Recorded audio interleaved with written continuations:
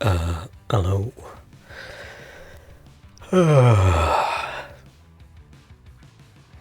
Almost 2025. Can't believe it. How did this happen? Damn. Does not feel like it. Doesn't feel like it at all. I'm still very much stuck in 2021. I feel like nothing... I mean, lots of things have happened since 2021, right? But nothing that sort of makes me feel like, oh, this year was the year that blah blah blah. Feels like it's just been this long blur.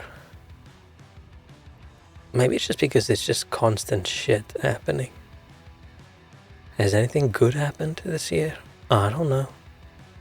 Don't think so. I mean, I did win £10 in lottery the other night. But I don't know if that counts. I don't think it does. It's not that good. Did order a pizza today, which is, a good thing usually, but it wasn't that great. Which is very disappointing because it's the same place I ordered from last time and that pizza was amazing. And it's the same pizza. So they must have 2 pizza chefs or more. One of them's really good and the other one's just meh. Very disappointing.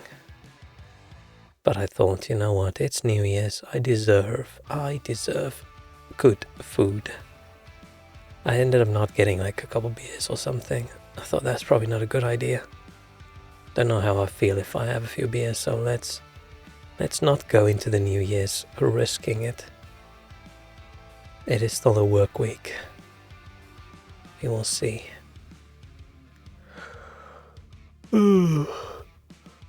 I'm feeling too awesome today. I didn't sleep well, but I think I'm good enough to stream. Or a teensy little bit, probably not too long. I was thinking, should we play a game, should we not? But then I thought, why not just go look into what happened in 2024? Right, we'll look at every game that got released, see what stands out. I don't know how exciting that will be. I don't think I played many new games this year. I think I mostly played older games. I feel like all the really awesome things that came out this year are all mostly multiplayer-y kind of games, right? I can't think of anything. We'll probably spot something in the list that came out and I did play. But I think it's probably mostly just big multiplayer games, or then games that I just haven't felt like playing yet. And then maybe we'll go to the anime release this year as well. And I can point out all my bad taste decisions. Hey, Walrus, buongiorno.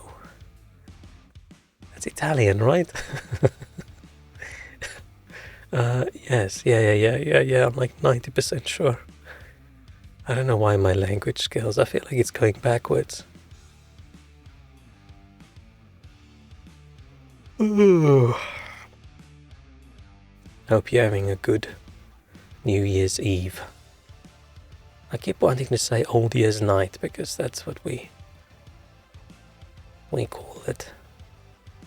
But it doesn't really translate. It sounds weird translated. Which I feel, it's interesting that we celebrate the new year and not the end of the old year, because technically we do celebrate the end of the old year, right?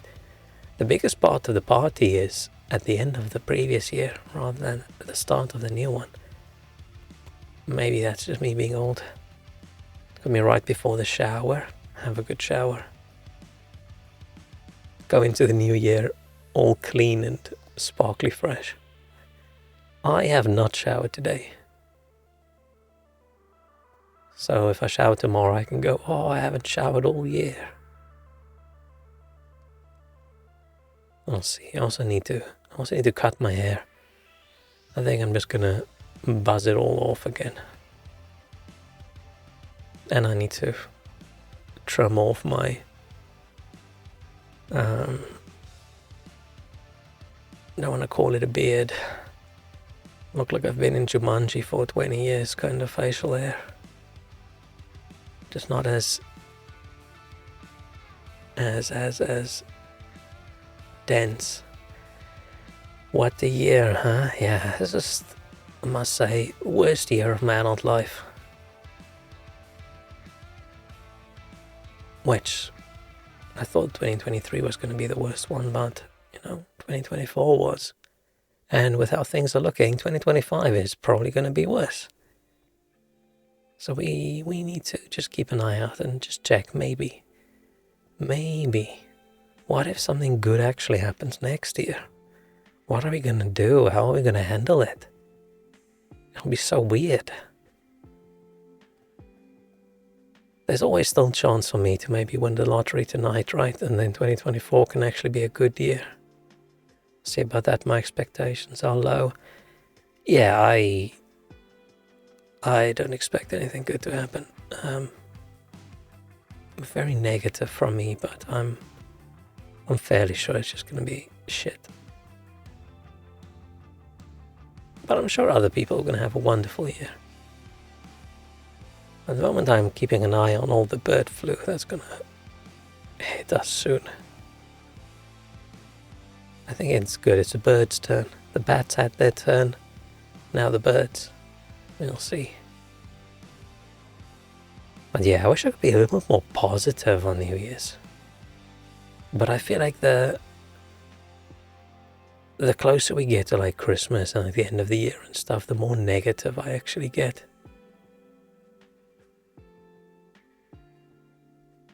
I think there was a time when I would have sat New Year's and think about all the cool things I'm going to do the next year, blah, blah, blah. But these days, Hello. How do I pronounce your name? Is it Seri? Is it Amuro? I don't know. Let me know. Let me know what the best way is to say that. But Happy New Year. Amuro. Okay, cool. Got it. I never know. I'm so bad with names. And words. And talking. And occasionally listening. I'm okay at listening. This depends. We're just talking about how much this year sucked and how much we think next year's gonna suck as well. It's okay to call you uncle then? Yeah, I prefer uncle. It's funny. But yeah, thank you so much for that raid yesterday. Afterwards I went and I clicked on your stream. Very cute model. Hope you're having a wonderful night. I don't know what time of day it is, whether you're already in the new year, whether you're still hanging in 2024. This year was tough and next year seems worse, sir. Yeah, I feel like is this the stream where all the negative, depressed people are hanging out? Yeah, this year was just shit. My microphone is falling off my microphone stand. Hang on. One final shit thing.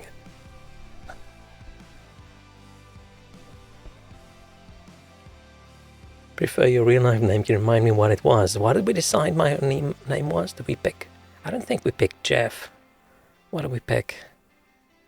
No, I think we decided that Uncle is not a title. It's actually just my name.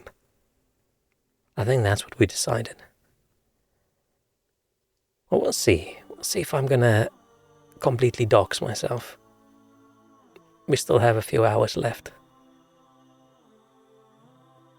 And the amount of times I've basically doxed myself on stream is silly. Right, I've literally once showed my full-on personal email address. I've said my name. I've shown my phone on screen with a message from my brother showing as a notification. What else have I done? But please, if anyone remembers me doing that, just block it out of your mind. Because I feel like I've been really sneaky and then I've been hiding the VOD. And then I might edit some bits out and upload it to YouTube. Or I just decide, you know what, let's just mark this thing private forever. Be careful. Yeah, it's odd how dumb I am sometimes. But now I'm almost more worried that, let's say I have a work meeting. What if I have a work meeting and I refer to myself as uncle? Everyone's going to think, what the hell is this guy saying? What if I call everybody in the work meeting Chad? Oof. That's why I try not to actually call chat. That's why I just, I don't know, use names and just say hello everyone. Because I don't want to pick up language like quirks and things and then accidentally use it outside of stream context.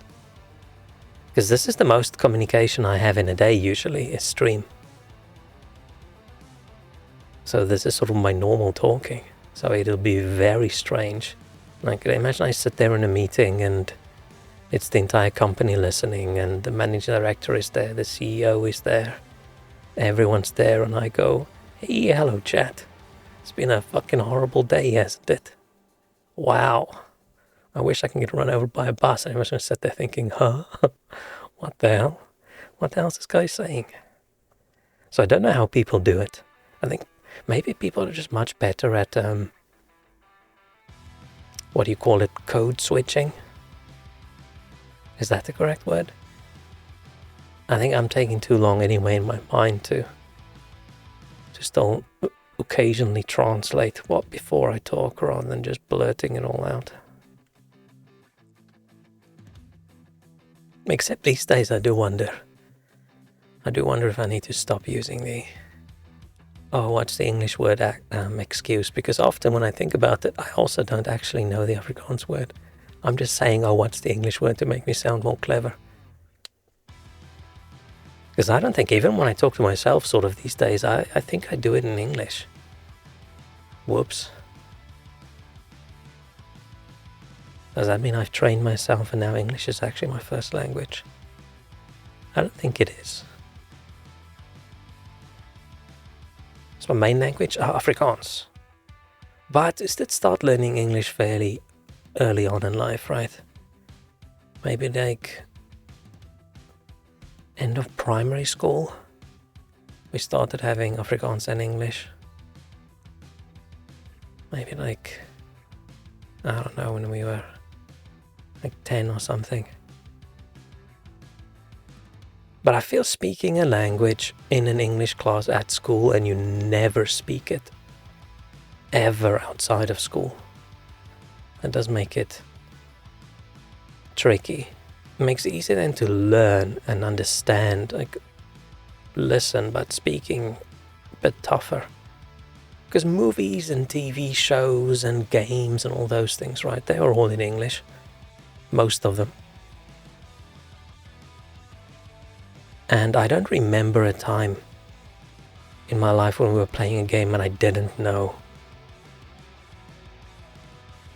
I couldn't like not read English. Like I remember playing like the old King's Quest and things, but you actually had to type. Okay, we were tiny. I did used to have a dictionary next to me so I could figure out how to spell the words. Like, how do you spell table? Oh, it's B-L-E, not B-E-L. Ah. But I feel I've always just been able to understand. I mean, obviously I didn't, but it must be before my memory formed. English writing is so silly. English in general is just silly. Because they should have had stood strong and had a few more rules, right, and said, you know what, if you want to bring in this word from a different language, you have to choose. Are we going to pronounce it the way it's spelled, or are we going to spell it the way it's pronounced? But unfortunately they didn't, so they said, you know what, let's just grab this French word and we'll just stuff it in. Are we going to pronounce it the way it's spelled? No, we're not. Oh, okay. Are we going to change the spelling? No. We just leave it at this weird English-French abomination. Like, oh, okay, yeah, that makes sense. And oh yeah, we've got these three words, they're spelled exactly the same. Does that mean we pronounced them the same? No. We say completely different. It's like, oh, how are you supposed to know? You just sort of go with the flow. You just wing it. Just wing it until you know. Like, oh, okay. It must be so hard learning English if you're in an environment where you never encounter it. That's probably most languages. I don't know what that feels like, learning a language and you don't get exposed to it. Because like I said, never really spoke English, but you always have the opportunity to hear it. I was reading English books from when I was little. So there's so many words I knew the word, but I didn't know how to say it. Because I just read it. I never said it out loud. Well, I do think we should make a new English.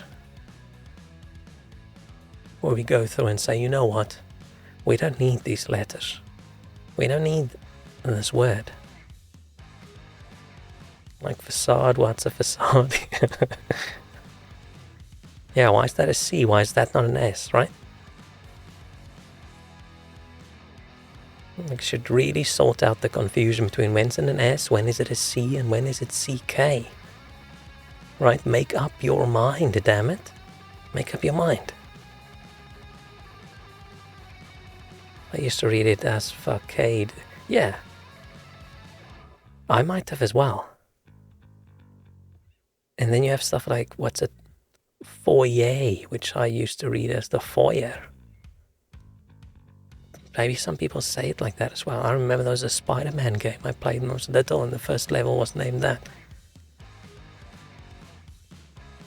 Actually, the longer we talk about this, the more I wonder, should we be blaming French? No, it's English's fault. English should have said no. It's all those old English royalty, or all the British nobles back in the day, right, who thought, oh no, we need to use these French words because it's fancy, it's going to make us seem fancier. We don't want to use these English peasant words. No, no, no. It's all their fault. Right, I'm okay with pronouncing it that way, right? But change the spelling. And then you get to the American stuff where, sure, the spelling is different, right? They simplified the spelling because it's dumb to you. Why all those U's in the words?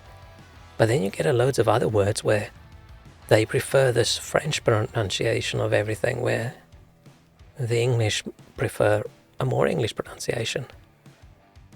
Like calling a piece of meat a fillet, where over here people will say it's a fillet, which probably sounds super dumb if you're used to saying fillet. I can't even say fillet, I say fillet. A fillet, yeah. Yeah, we used to go to the restaurant and order and say, hey, can I have do you want the rump or the fillet? There's another word I'm thinking of that's also like that.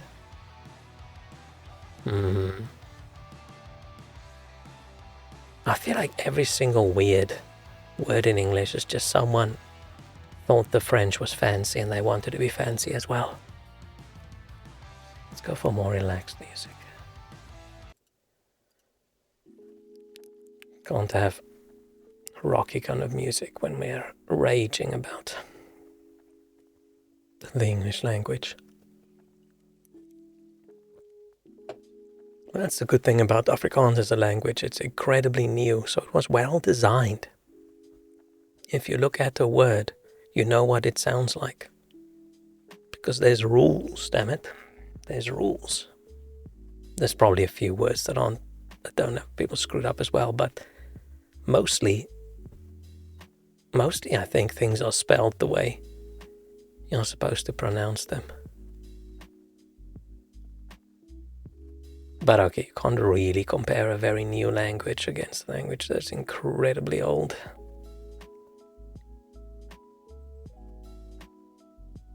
Every time we talk about languages, I just think I should learn another language. I've been wanting to learn another language for like 20 years now, and I never really got around to it. Because I keep thinking if I learn something new, there has to be a purpose behind learning it. Because otherwise, what would be the point of me just learning a language and I have no one to talk to? and I just sit here learning a language, probably incorrectly. But then what would make the most sense is probably just learning Japanese, because it's the only thing I watch that isn't English. Usually. Mostly. But do I really want my reason for learning a language to be, oh yeah, I watch anime? I don't think so. But I think there's another language that I have more of a need to. I always thought maybe I'll move to another country and then I'll learn that language. But then I just moved to the UK and already spoke the language, so surprise. Did have the opportunity at work to go take Chinese classes and have them teach us that, but I specifically do not want to learn. I specifically do not want work to know if I know Chinese, because I like having the excuse when support emails and things come in, or they're struggling with something, that I can say, oh yeah, no, I don't understand. Could one of you guys go talk to them, please, and then come back to me? Because I know if I was able to communicate efficiently, then then my protection buffer in between, like having the support guys there, having our team in China to do the communication, if I had to talk to them directly, then I'm going to start getting emails and I'm going to start getting calls. And even though maybe financially that would have been good for my career at the time, I don't think that would have been good for my my mentals. It's already a big enough struggle working with like teams in China and teams in the US, and then sitting here with a little time zone in between, and it's just a massive disaster all the time. But yeah, I can't avoid the American people looking for support, because I can't suddenly act like I don't speak English. And maybe I should just make a lot of spelling mistakes when I respond to their emails. Big grammatical errors. Just so they think, this guy can barely communicate, we should go talk to someone else. Just write in Afrikaans. That would go off well. I did once, actually, when I went on a business trip, and it was to the US, two of the guys working there were part of their European team, and they're from Belgium, and they spoke Flemish. And Flemish is actually oddly, weirdly close to Afrikaans. So that in their talking, but I don't understand everything, but I could sort of catch the gist of what they're saying.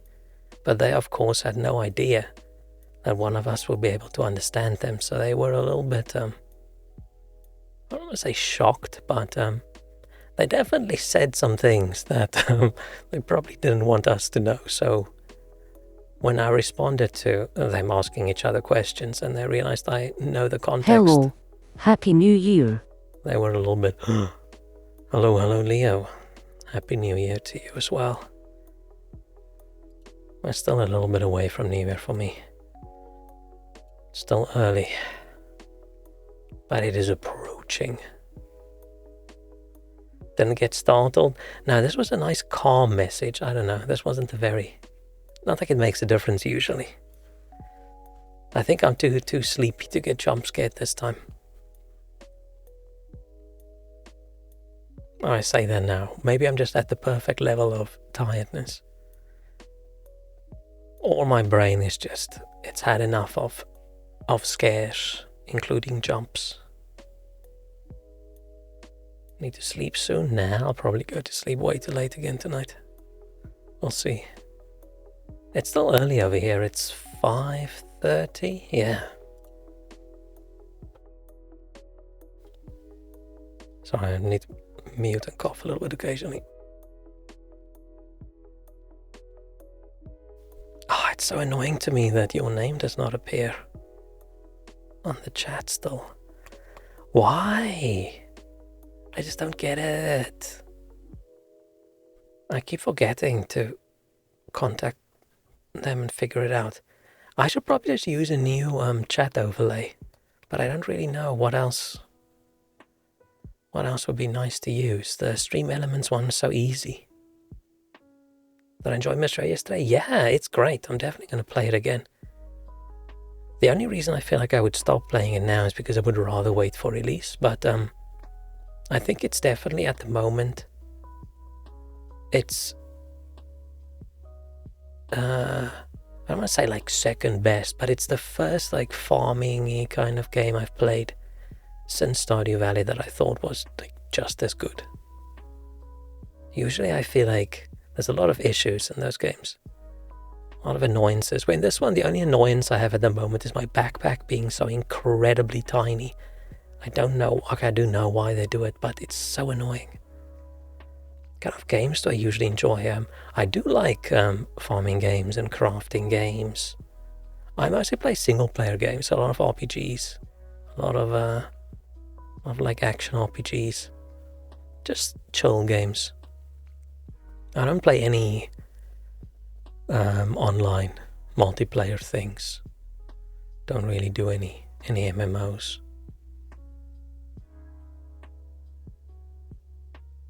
Can expand it 3 times so I continue, but yeah, if it's a small bag. Yeah, I just need a few more inventory slots. It annoys me a lot in games because I don't think it adds anything. It just makes it annoying, right? If you don't have space, especially when you have as many tools as you seem to have in that game. And I'm sure that what they want you to do is they want you to, oh, I'm now gonna not farm, I'm gonna leave, so let me put all my farm equipment in the chest, and then you go away. But that's just annoying. That adds nothing to the game. There's zero skill in putting things away and getting it out again. It's just tedious. So I wish they just had specific inventory slots for all the tools, and then left the rest just bag space and a little bit more in the beginning. I'd rather they give you a little bit more and make the first upgrade super expensive than give you such a little space. Okay, this one makes the first upgrade super expensive as well. I'm shocked at how pricey it is. But I'm sure as soon as I get those extra 10 spaces, game's really going to pick up. You never know, maybe they'll change it before release. Probably not. I did see loads of people complaining about it when I googled.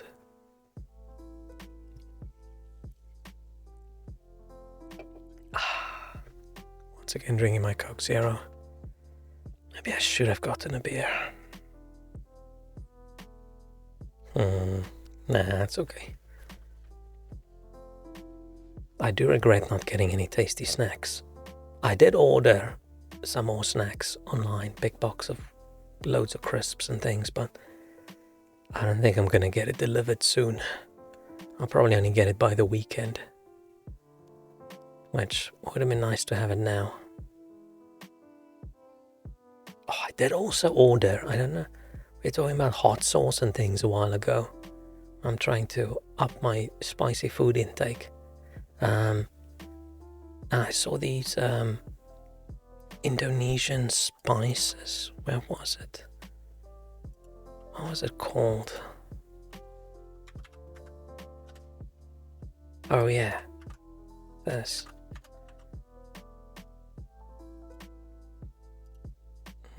Let's see if this does not show anything. Yeah, okay. Bon Carbe, I don't know how to pronounce it. So I bought some of this. I actually bought one of these packs with a whole bunch of them in, which I think I'll probably die when I eat the level 10 one, so I don't really probably need the level 50, but we'll see. Apparently you just sprinkle it on everything. It scares me that it's spicy and they say it's a fruit and snack seasoning. But I feel like, I don't know why I saw this advertised. Oh, I watched a clip of someone eating spicy food on YouTube probably. Though I eat spicy food, not very spicy. A while ago I tried to get a bit spicier with my food intake, but sort of stopped for a while. some health problems, but not due to the spiciness. But now I want to get back into just, if I eat noodles, I want to spice it up a little bit. But yeah, I didn't grow up eating spicy food, so definitely have a massive handicap there. I don't have the historic spice build-up that people have who start eating like insanely spicy food when they're like 3 years old. And spice everything up. Yeah, I think that's the plan. But yeah, this was supposed to be delivered in a few days, and then suddenly I got a message today saying it's shipping, and I'm like, oh cool, okay, maybe it'll arrive early. And then I got the dreaded message saying it's been delivered, handed to the resident. And I'm like, oh damn it, I am the only person living here and I did not get a parcel. And then logged in, checked the photo, and that's not me grabbing that parcel. That's not my door. That's not my address. So once again, the worst delivery company in the UK once again failed to deliver something. So I'm not getting my spicy stuff this week. Very disappointing. I went out and I looked and I just couldn't find it. Maybe they're trying to save me from ultra spiciness. Maybe it's protection for my stomach and insides. But yeah, I do want to get my spice levels up. I don't know why. There's no real reason to, right? But I do like a little bit of spiciness in food. But I don't think my spice levels are that great. But I don't really know. I don't really have anything to compare it to. Because if you order something spicy in the UK, it's not super spicy. I mean, sometimes you go to an Indian restaurant and you order spicy curry and it's spicy, but is that British person spicy? I don't think it's Indian level spicy. Because was it last year for my stream anniversary? I ate one of those bulldog 2x spicy or 4x spicy, I can't remember what it was, noodles. And that was quite spicy, I must say. That was not intensely, unbearably spicy, but spicier than I prefer my food. I couldn't really taste anything other than, oh, this is spicy. But then I ate an entire bowl of ice cream when I was done, and I felt fine. No negative spice effects at all, so I feel like as long as I have the ice cream, I'm good. But I'm definitely never doing... I'll eat things that are food, right, and it's supposed to be spicy. And people like it and enjoy eating it. I'll do that, but I'm never going to do challenge level spicy, right? I'm never going to do a one chip challenge. I'm never going to eat one of those spicy peanuts because I think it'll kill me. Because if people with completely healthy stomachs and things, if they feel sick afterwards, and some people think they need to go to the hospital, then I think that'll put me in the ground. So yeah. Or it will kill any sort of disease within me and I'll turn into like a super being. I think those are the only two options.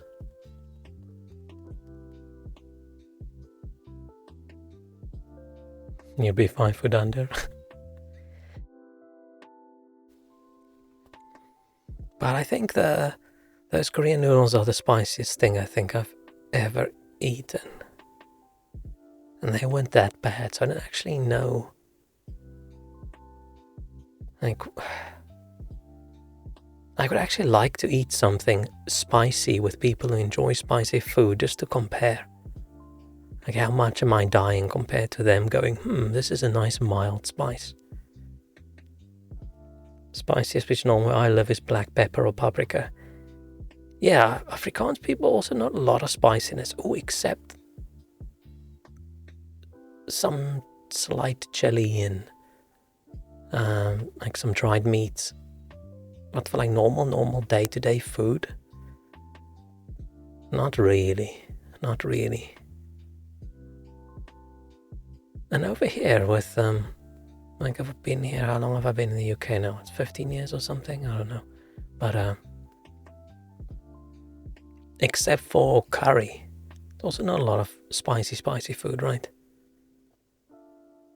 But I've gone to a few restaurants where, I think work people, where people do order the very, very spicy food after a night of heavy drinking. They seemed fine with it, so I think the stereotype of the British not handling spice might be a little bit incorrect.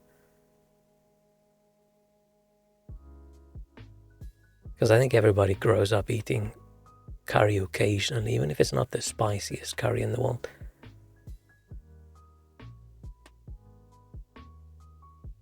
And it's also like, what is spicy? Because it's not really a skill or a test of your endurance and your tenacity and whatever the spice level you eat. It's literally just what you grow up eating. Because the more you eat over more time, the less it affects you.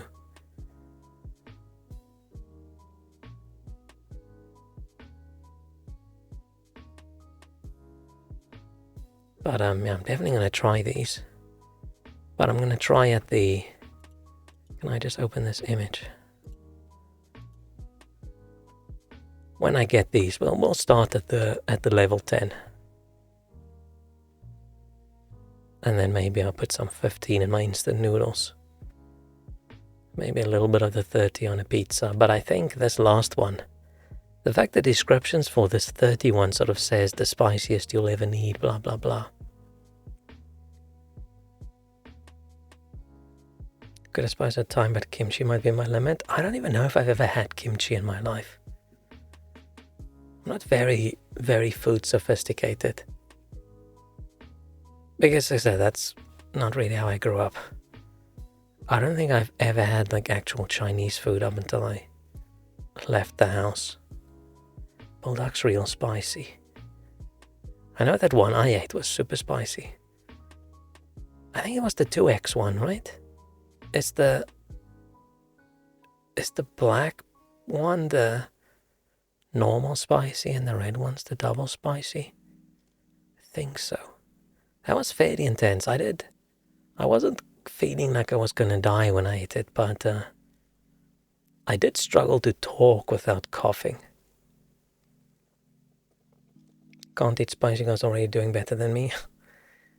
Am I? I think some people like food to be so spicy that you start feeling like endorphins and things in your mind. Which to me just sounds like you're approaching a near-death experience, so I'm not too keen on that. As soon as I can't taste the food anymore because it's too spicy, then that's where I draw the line. But having a little bit of heat is nice.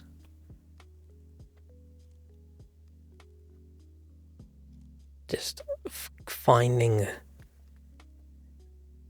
just on a search to find things to spice up my food a teensy bit.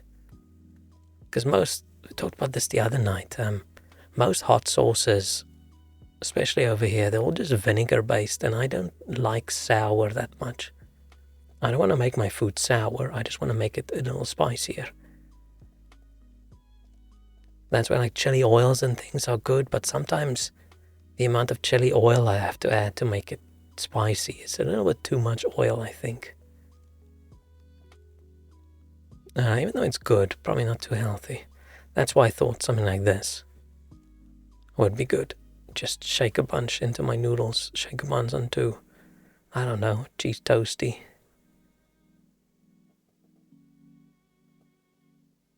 Chili have flavor, everyone can look away from the hotness.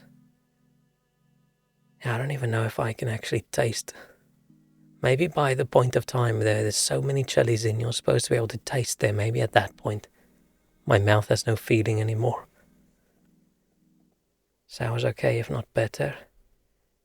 I prefer almost better more, because usually better things, you could sweeten it up a little bit and it tastes good. If I try to make my own chili oil, that's way too much effort. Way too much effort for me, but it looks good. Especially when it's like the chili crisp stuff, right? What's the Lao? Oh, it's the top search. These ones, so good. Right, I've seen how you make your own, but like this is good. It's tasty, but it's I would like it actually a little bit spicier. Once again, adding enough of this into my food for my food to be like spicy, and it does feel a little bit too oily. I'm already peaked. Yeah, it's so good. This is one of my favorite things in existence. Does that just translate to old godmother? Or is this some AI thing? You have in your fridge? Oh, I don't think I have any at the moment. Maybe I should order some again. I'm just always a little bit cautious about how long does this actually last. I think it lasts longer than I think, but I'm also a little bit hesitant. Because it's just me, so going through like a normal size bottle takes a while. Unless as I say, I make a big batch of like fried rice or something, then I'll put a whole bunch in. But then once again, half the calories in the meal will just come from the oil.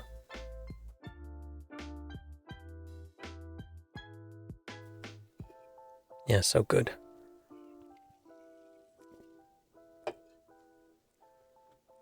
Maybe I should make some fried rice again. It's been a while. I wish I had like a giant wok. But I don't really have the stove set up for that. Because I like to bulk cook. I don't like just making 1 or 2 meals at once. And then when you have something like a fried rice, you actually need to move it around a lot. And my wok isn't big enough for that much. So it ends up not being much of a fried rice. So what I've actually done many times, which isn't really fried rice anymore, right? Is just make the rice and fry up all the other bits and just dump it in the rice and just stir it around in like a big bowl. It's good enough. It's close enough. But that's probably just a rice with stuff.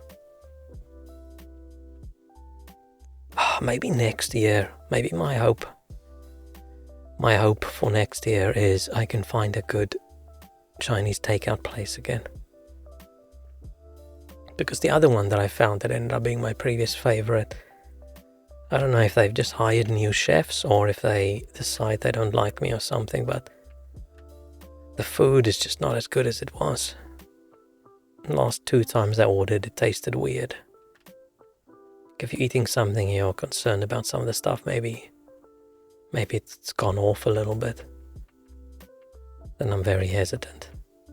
Like I said, I already have problems, so I'm very worried about making things worse. But yeah, UK Chinese food is just not as good. Unless it's like a proper nice Chinese restaurant. Like I haven't, in all the places I've lived and from all the takeout places I've ordered, I've just never found anything as good as what I hoped I would get, as what I was used to. I miss the Chinese takeout places close to where I lived before I moved here. It was so good. I think it's just style, right? Maybe the British style is just not as great. I just need to start cooking more again. I got a bit lazy. Start making some bigger portions. Freeze it all. Then I don't have to go find some takeout. So what's everyone doing tonight? Anyone have any exciting party plans? Going out till 4 in the morning? Watching the sun rise? You're doing your taxes. That is an interesting decision, which does remind me I need to go log into the website and go fill in some numbers as well. Like usually in the UK, right, you don't really have to do your taxes. It's all, unless you have some extra stuff, it's all just, if you're just an employee, right, and you just earn a salary, then there's no need. It all just gets subtracted from your salary and it balances out over the year. But a few years ago, I had some company share options thing that paid out, and so then I had to register for the self-assessment tax stuff. And since then, I also started streaming, and I thought, maybe I shouldn't cancel the self-assessment. What if streaming suddenly goes well and then I have to register again? So I just left it. But luckily for me at the moment, I'm not really making enough out of streaming for it to be a concern. So I literally just have to go in, fill in my salary again, click, have I had any capital gains tax stuff or capital gains this year? No. Have I sold a car or a house? No, I have not. Have I had any gambling winnings? No, I have not. Have I received inheritance? No, I have not. Am I on the board of a company? No, I am not. Okay, cool. Bam, here is your tax for the year, and hopefully it just says 0. Last year I owed them, I think, like £1.73 or something silly.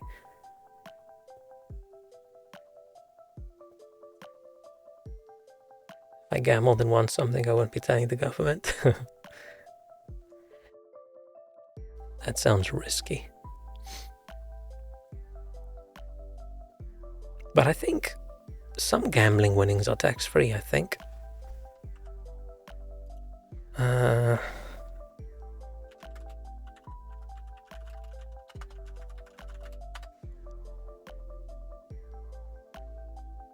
Yeah, UK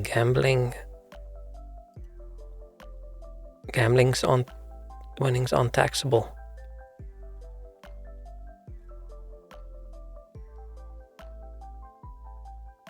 Dang. I knew like lotto winnings and things weren't taxable because the tax has already been paid when you bought the ticket, kind of thing. But I didn't know all gambling. Huh. Maybe we should start doing some gambling then. Maybe I should switch over and be a kick streamer. I'll do one stream and then I'm bankrupt and then I never stream again. I wonder what the cheapest online slot machine is. Will I even be able to make it through an entire stream?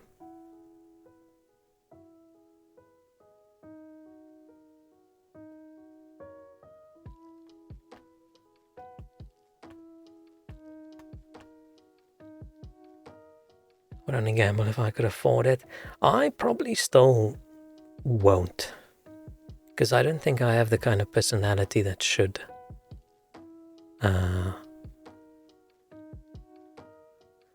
If I'm on holiday, right, and there's a casino or something, I'll play the cheapest slot machines the place has, because it's a cheap way to entertain yourself for the evening, right? But going and sitting at a blackjack table and plopping £50 on the table and then it's just gone. Do you know how much crispy chili oil you can buy with that? I can't. I mean, if you're at that point where it doesn't literally matter, like for me, playing a 5-cent slot machine for some people is like playing a £1,000 slot machine. But still, I don't think I get that much enjoyment out of it. I'd rather than just do something else with the money. Because it's probably only if you're at that level of gambling, right? I think a lot of the fun comes into the adrenaline from the risk and the win. And I don't think the positive feelings from the win is going to cancel out the negative feelings of a loss for me. Again, I'm not going to afford to buy a soda machine or something, yeah. Gamble on if I was 100% sure I'd win. So vending machine then for you as well.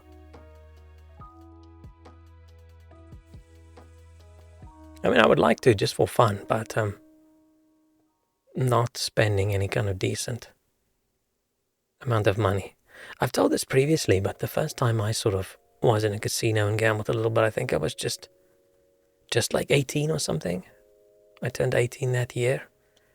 And every year, my parents like to go to this place that has this whole, where can I find it?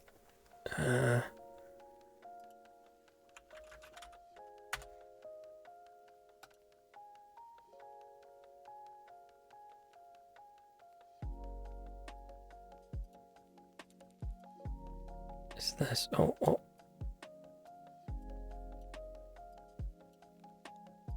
Is this it? Hang on.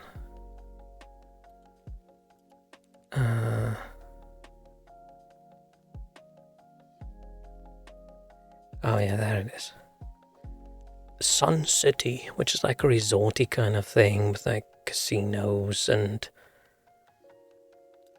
big water park and all kinds of things like that. Not showing it. But yeah, so they used to go, and we were too young to gamble, so we used to just play like they've got this fake ocean with waves and all sorts of things. But yeah, we were too young to gamble, so we used to play like the kids games where you win the tickets and then you can trade the tickets in for prizes, those kinds of things. So I usually did that. And then we went there when I was 18. I realized, this is costing me a lot of money. With my 20 rand that I had for the evening, I can entertain myself for like 20 minutes playing those games. But if I go to the casino and I play like the 2-cent slot machine, I can sit there all night, even if I lose the entire time, and it's fun, right? It's got an interesting vibe. You've got all the lights, all the sounds. So I just sat there all night playing video poker and cheapo, shitty slot machines. And I had just as much fun as I would have had at the kids' games, and it was a lot cheaper. But I think that's how you should do it, right? If you do something like that for entertainment, it should be, this is how much money this evening's gonna cost me, and then you spend that amount of money and then you stop. If you think, oh, I should go to the ATM, get more money, that's where it's wrong. That's where it's a mistake.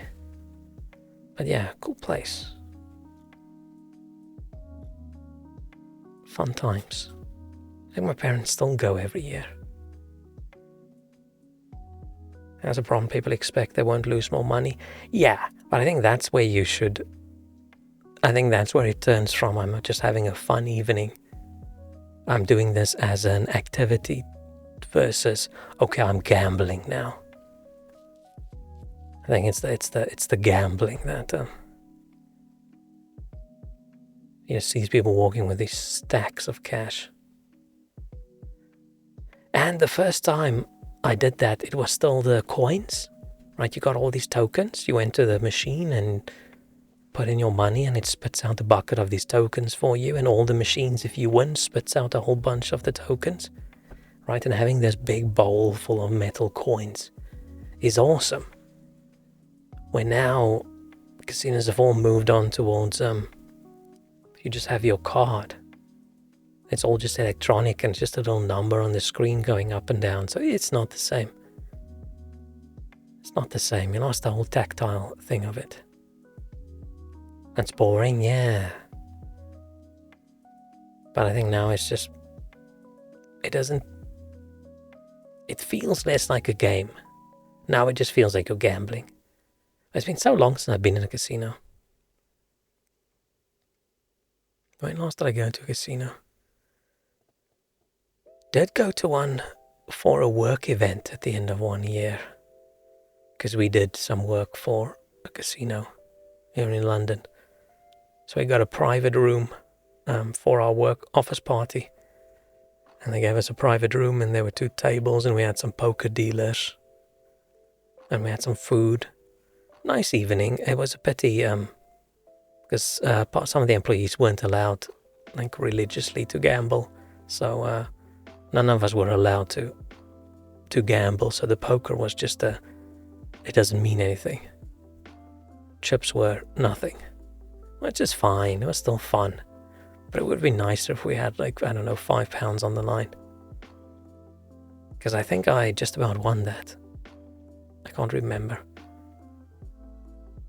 but that was good fun. I think that's the last time I was in a casino, but that almost doesn't really count, right? Because it wasn't gambling. It was just playing poker with friends / colleagues / work enemies. Just kidding. There's only one dude at that company that was my work enemy, and that was the CEO, the managing director, or whatever other positions he claimed. Man, I hated that guy. It sucks when you're at a company and you think, when you apply, this is my dream job, and later on you quit because of one person. So sad. But okay. So what I actually thought I was going to do before we start talking about chilies and gambling is I thought I'd go through the year and see which games came out, which are the games that I play, was there anything fun, and then maybe go through what anime came out this year, what did I watch, what was good. Wikipedia asking for money again. Every year I donate money to Wikipedia, right? Because I feel, is there anything on the internet that's more valuable than Wikipedia? Wikipedia made such a big difference to, getting knowledge and information, but this year, they pissed me off, so I didn't give them money. Because earlier today I went on Wikipedia and then I go, do you want to donate money? And I said, yeah, sure. And I clicked on the amount of money I want to donate. I clicked on the PayPal button, and then it popped up a little box saying, hey, can we send you an email? Like not a chain letter, what do they call it? I don't know what it is. But yeah, can we send you like an update email every month, blah, blah, blah. I'm like, no, thank you.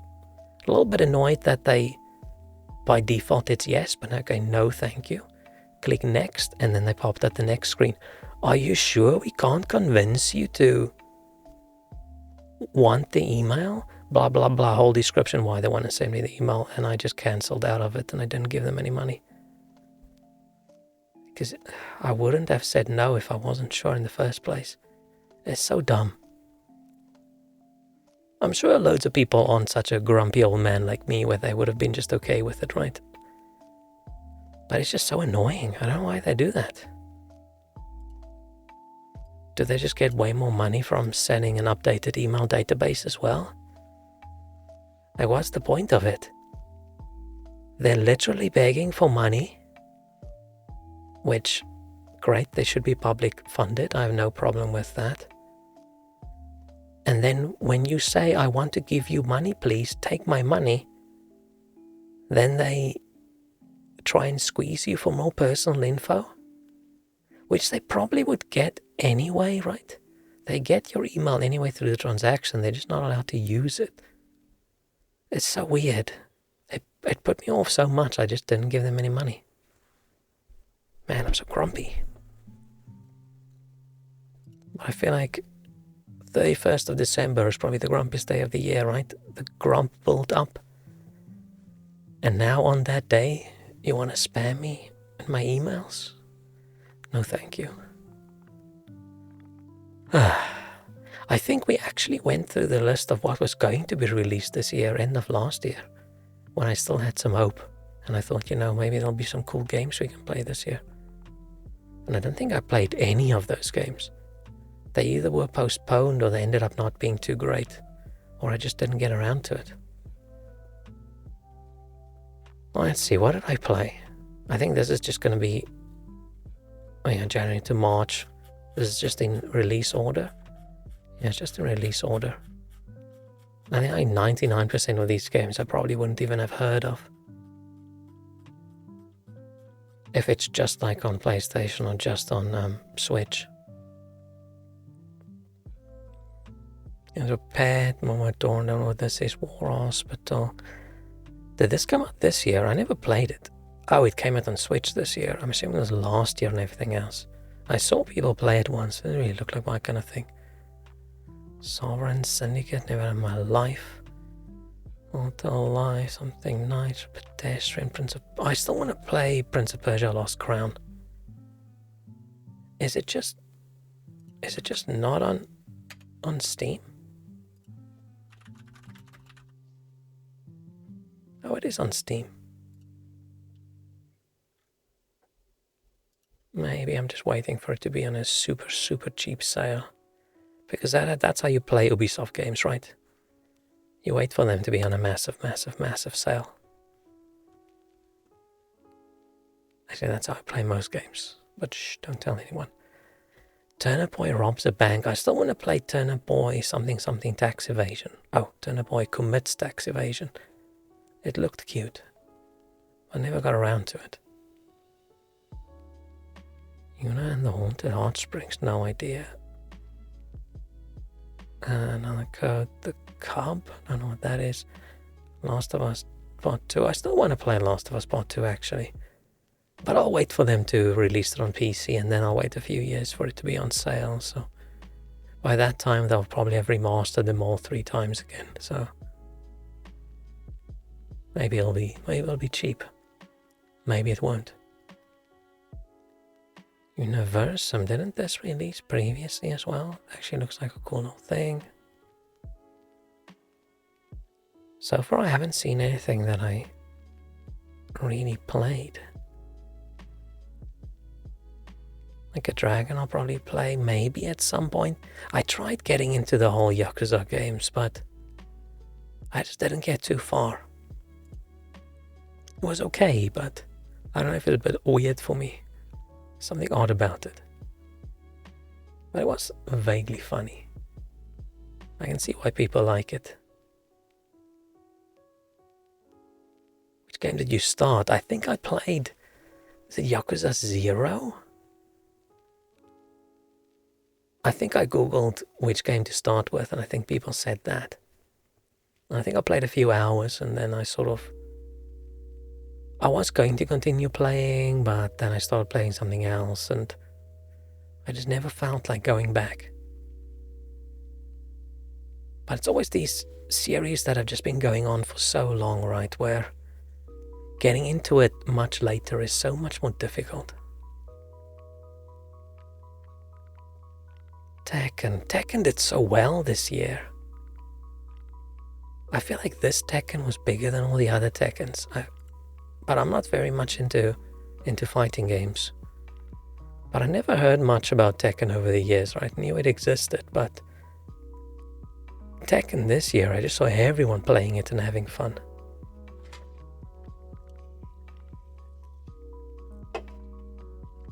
Celeste 64?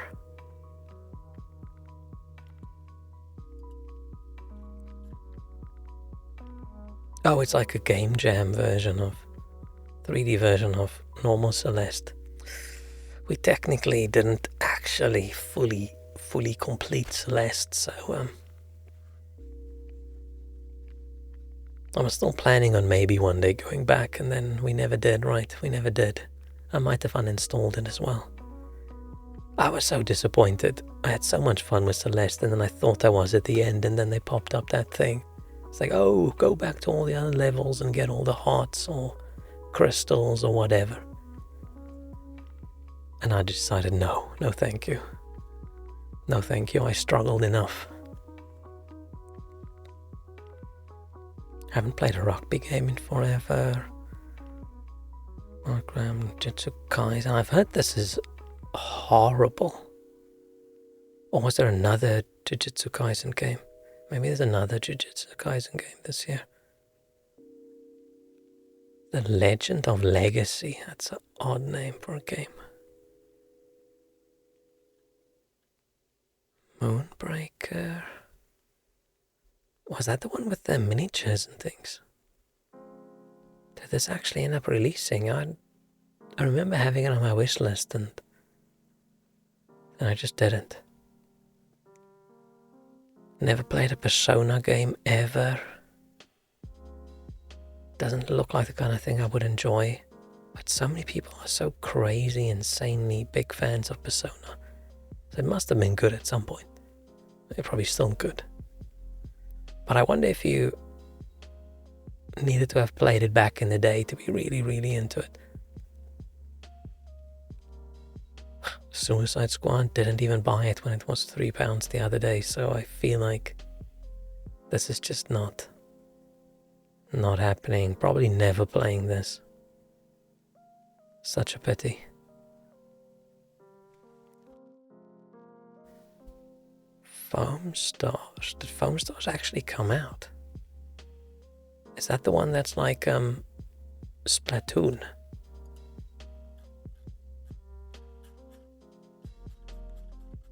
Oh, that just took me to the list of Square Enix games. Foam Stars. Why does it redirect? Why would me wanting to know about Foam Stars redirect me to a list of Square Enix games? Recommend Persona 3 if you want to try Persona game. Best considered the best of the series. Interesting. So is Persona 3 and Persona 3 Reload? Is Reload just the remaster? Or is it a different game that... Oh, it's a remake of Persona 3. So Persona 3 is the fourth main installment? Why is Persona 3 not the third game?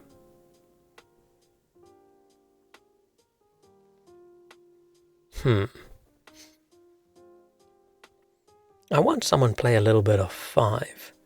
I think that's all I know about Persona. I think it's just growing up. Didn't have a PlayStation or anything, right? Only had PC, so all these console games just... I have no knowledge of any of them.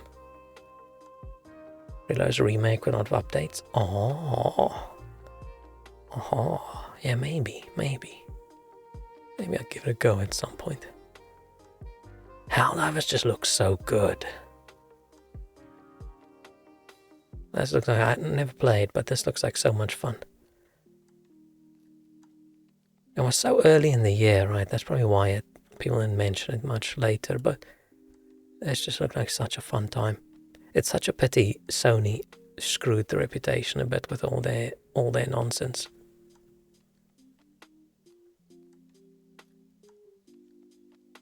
And yeah, maybe one day. Helldivers got shot by Sony. Yeah. They had such a good reputation. And everybody was all about how great it is, how great it is, how great it is. And then bam. Let's ruin that reputation. And then afterwards, I think people were already a bit salty negative, and then they just got more salty negative about every time they nerfed stuff. But I heard they made it really good again, so... Don't know. But this is the kind of thing that looks like an insanely amount of fun to play with friends, but none of my friends play online games. But I would not want to play with strangers. I don't want to play any team-based game with random online strangers. That just sounds stressful and not fun. But this is probably one of the more successful games of the year, right? Inquisitor. No idea, never heard of it. Banishers, Ghost of New Eden. I think I played 5 minutes of this.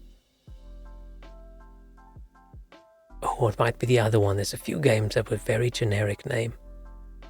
I kept on thinking this was Forspoken.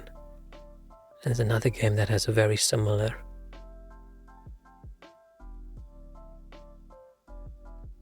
Can't remember. I think I played on Game Pass. I played a few minutes and I thought, this is not great. I probably should have played more, but maybe the camera was too wobbly or something.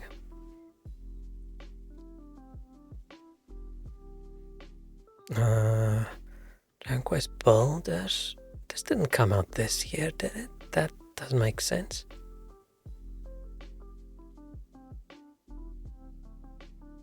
'26.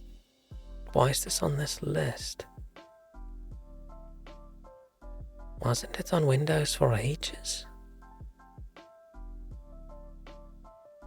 Was this an official Windows release this year? That doesn't seem right. Maybe there was another Dragon Quest Builders, because I remember seeing it on Steam for ages. Huh. I played Dragon Quest for the first time like a few years ago, whichever one of the newer ones is. And then it's interesting to finally see a game where you're like, oh, this is where this is what a slime looks like, and this is what this looks like, and this is what that looks like. This is why all the anime have these creatures and they all look like that. Like, it's all from Dragon Quest.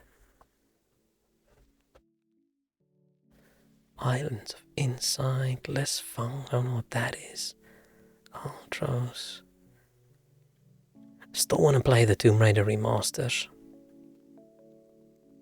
Because I did do a replay through of all the newer ones this year. Which was a massive struggle. Could only play like 20 minutes at a time and then I had to go rest because of the wobbly camera. But I think I should give these the remaster a go. I've mostly heard good things about it. I've only seen a few people complain about it being a little bit not too easy to play. I don't know what the word is I'm looking for. But I did say I was missing games like the old Tomb Raider, so me not playing the remasters, I should probably suck it up and give it a go. Bad cameras, the worst, really makes the game hard to enjoy. Yeah, my problem is I get very motion sick. I didn't used to, but the older I get, the worse it gets, and now we're at the point where anything with like camera shake or head bobbing or anything where the camera goes like this, I can play like 20 minutes, 30 minutes, and then I'm done. And I can get, if it's not too intense, let's say the game just has some camera shake when you attack or something, I can get used to it, but it takes me days where I have to just play a little bit, and then I have to stop for a few hours, and then I can play a little bit, and then I have to stop for a few hours, which is fine if it's just me gaming, but can't play it on stream. Where at the moment I really want to play Stalker 2, but I just can't. It has, I think I played for 5 minutes and then I was so nauseous I had to go lie down. And I didn't even get into a gunfight. I literally just walked a little bit in the game. Because it's got all the horrible camera stuff. It's got head bobbing, it's got camera shake, it's got wobbling the camera around when you swing your knife. And then later on it seems like when a monster does something to you, the camera gets all weirdly wobbly as well. It's such a pity. I used to only get motion sick on like the worst of the worst games. And only then after playing for like an hour or two. But yeah, with old age, it's not even that old, but with old age, apparently my inner ear balance center or whatever is getting pathetically weak. So I just can't play anymore. Which is really annoying me. Because if I want to play something on stream, I have to be able to play it for like 3 hours. And usually not even medicine and things help. So that sucks. That sucks. I should see if I can get, I don't know, part of my brain removed or whatever. I don't look familiar. I don't know what this is. The World According to Girl. I don't know what this is. Doesn't have a Wikipedia page. Legend of Heroes. I don't know what that is. Oh, Skull and Bones came out. Yeah, did not do that well. Big reason I tend to not play FPS or 3D games. Yeah, it's just sad, and it's like sometimes if you have bad enough like motion sickness or simulator sickness or whatever the hell you want to call it, right? There's just not really anything a developer can do about it. Sometimes it's just, unfortunately, that's the way it is. But what annoys me is when they add all these things, like all the camera shakes and all the camera wobbles and all the head bobbing and all those things. Like they specifically add it, and then I can't play the game. The silliest one for me this year was Balatro. I bought it. I tried to play it. I was in the game for a few minutes, but the background sort of weirdly wobbled. The background moves weirdly.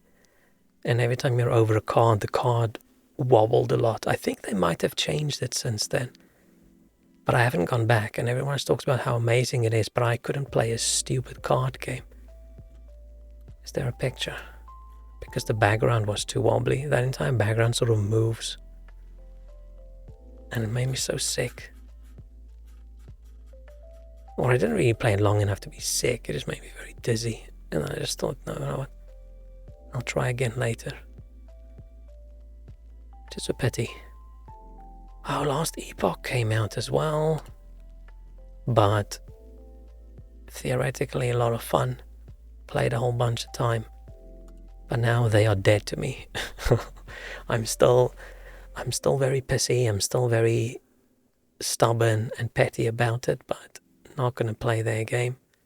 Because when they released it, family sharing was enabled. So what I do when it's like that is I buy a game on my personal non-public Steam account, and then I family share it to my streamer account.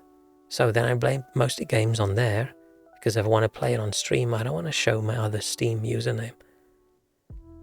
So I played this for like a couple dozen hours, started collecting loads of items, a whole bunch of characters, a lot of time invested, and then they decided over one weekend, you know what we're going to do? We're going to remove family sharing. And then bam, everything I have is gone. So I still own the character on my other, the game on my other account.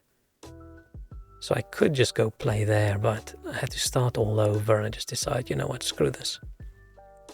I don't like it when developers make such big changes after release.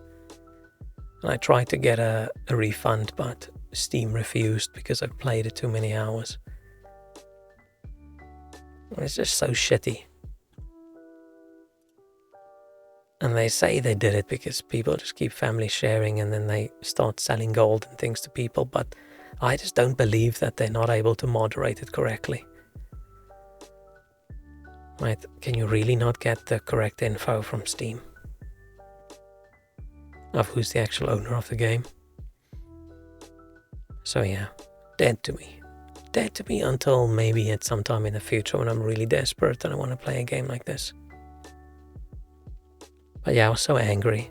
This might have been the angriest I've been at a developer this year. Angry enough to tweet about it. When was the big Cyberpunk change? Was this year or last year? That might have been last year. But yeah, this was my biggest angry at the developer moment. Where most people don't give a shit because they play the game on the account they bought it, which is sensible, right? But yeah, it just sucked. Having time taken away from you, a lot of time. Just because they struggle to moderate well enough. But yeah, very salty. And they didn't even say, oh, we're sorry. They just did it quietly, and then people went, hey, what the hell? And then they were like, oh yeah, we had to do it. Go fuck yourself. I'm like, damn. But they didn't really say that, but that's how I interpreted it. So I was very upset. When I say very upset, I just mean I was a bit grumpy about it. I didn't actually get that upset about those kinds of things. Penny's Big Break, I don't know what that is. Don't know what that is. Terminator Dark Fate? Is there a Terminator game this year?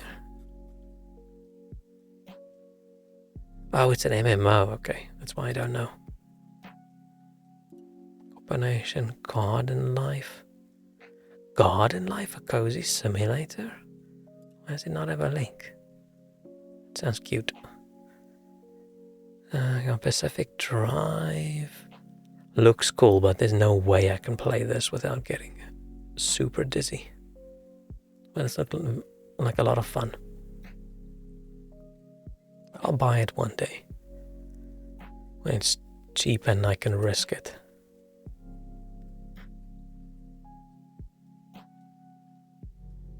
Do I remember this? I don't know if I remember this. I don't think I played it. Has there been anything I played so far?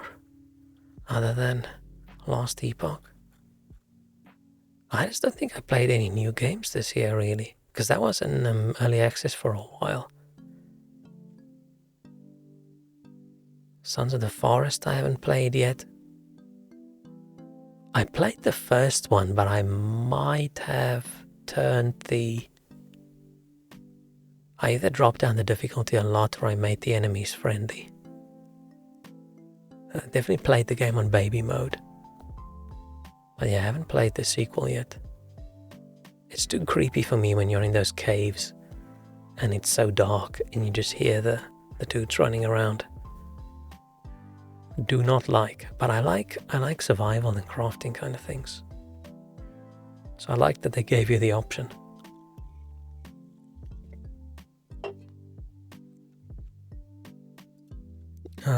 Promenade, Dice Folk, Wanderer, Wrath, Aeon of Ruin. What's this?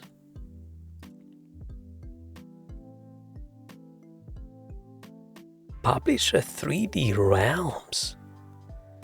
What? What? Does 3D Realms still exist? Oh, it literally uses the old Quake engine. Making the first major game released on that engine in nearly 20 years. Yeah, unfortunately can't play too many of these old shooters anymore because they do just make me too dizzy. I never knew that was a feature of aging. I never even suspected motion sickness getting worse. It's supposed to get better, isn't it? You're supposed to be motion sick when you're a child and then it goes away as you experience life. Disappointing. Want to play this at some point. I didn't even know there was a remake. Remember it back in the day, but I never really played it. Star Wars Dark Forces remaster. I didn't even know there was a remaster. Or I might have and I just forgot. My 7 Rebirth. I still want to play the Final Fantasy 7 remakes as well, but that's way too pricey. Night gets worse, bahaha. Oh no. Yeah, I'm already at the point where if there's any camera movement at all in the game that you don't directly control, it's over for me. I just can't sit down and play that game for a while. Very annoying. It's a Goblin Slayer game? Huh.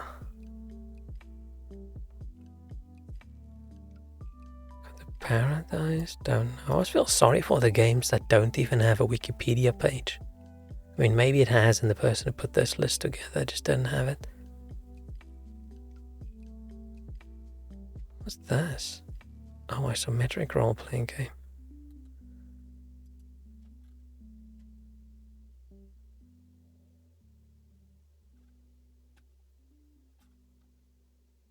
Looks interesting, but didn't play.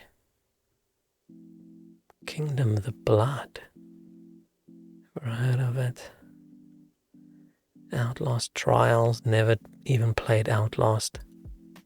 That first Outlast I thought was just probably a little bit too gross for me.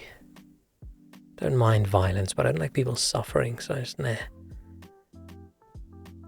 And the good thing about getting very motion sick with weird cameras in games is it's a wonderful excuse to not play any horror games. Because most horror games have very intense cameras and weird camera effects, right? They shake the camera a lot, they wobble it a lot, they make the vision weird. So yeah, that's my excuse why I can't play any scary games. It's a true excuse, but it does save me from not being too much of a scaredy baby on stream. Like I really wanted to play what's the alien scary game? What was the alien game?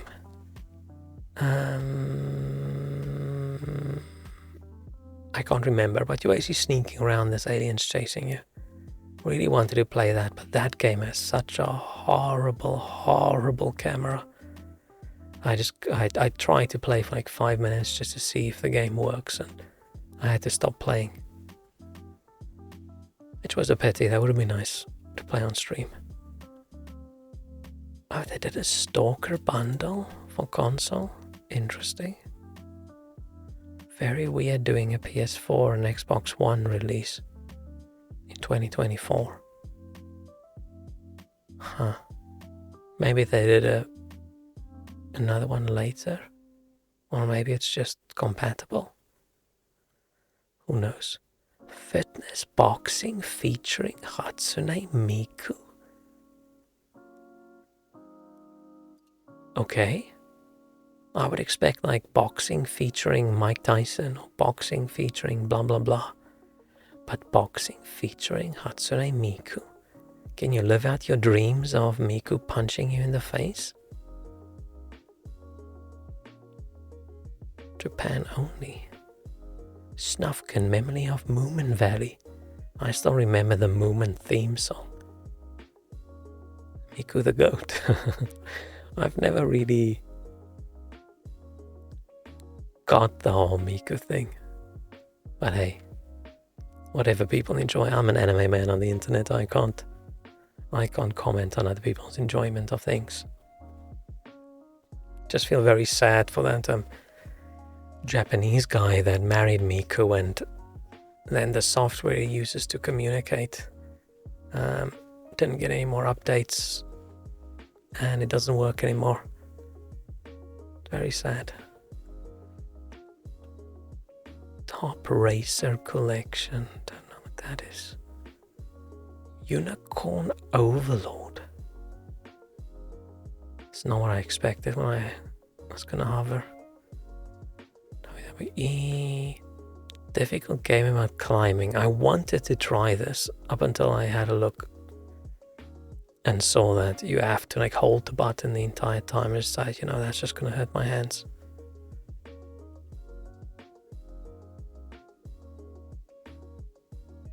And yeah, I never even finished getting over it, right? So maybe in the future. But it just does not look pleasant.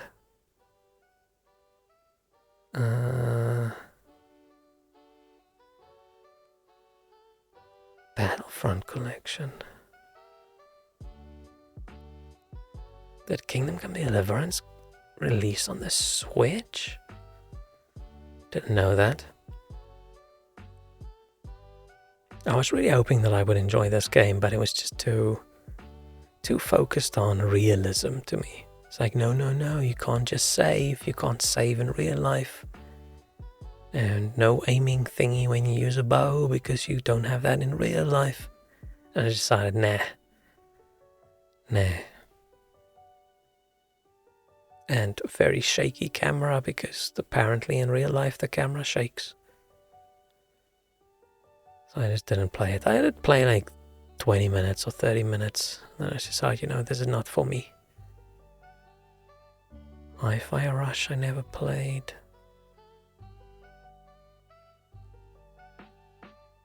Did Alone in the Dark release again this year? It's a reimagining. I don't know, this came out. I did play a little bit of Alone in the Dark back in the day. I can't remember much. Oh, I played Horizon Forbidden West this year. Okay, now we finally had something that I actually played a whole bunch. It was fine. It just wasn't anywhere close to as good as the first one.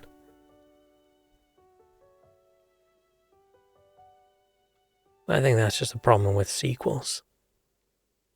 It's just, if you've added everything possibly into the first game, what the hell do you put into the second one? It's either the same as the first one, or it's just going to be probably worse. And this one was just, everything in the game was just a little bit worse than the first one. Apparently graphics and animations, things are much better, but I don't really notice. I mean, it probably would be if I put it next to each other, but the first one still looks good enough that, I don't know, no real point in updating it, I think. Dragon's Dogma I haven't played yet. First one was just okay to me. They also have too many things in the game I don't enjoy.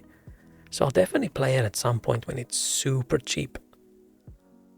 Cheap enough that I don't care about the stuff like only having a single save game and stuff like that.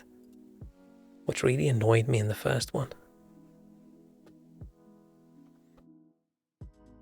But I did vaguely enjoy it. Rise of the Ronin. If this ever gets to PC, I'd like to play that as well. It looked cool. Pania. Oh, it's this one. Every time I see this, I think, oh cool, that looks fun, and then I realize it's multiplayer online game, and then I go, then I don't play it. So, new South Park game? I didn't know there was a new South Park game this year. I never even played Stick of Truth, so probably wouldn't have played it anyway, but I didn't know there was a new one. Phoenix the Cat? How's that Phoenix the Cat? Oh, it's not on PC.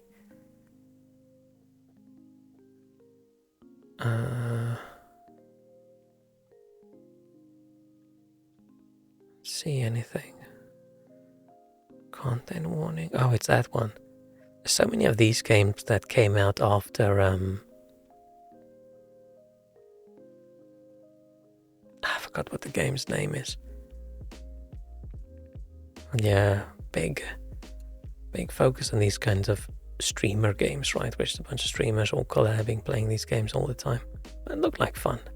I don't think it's the kind of thing I would enjoy playing too much.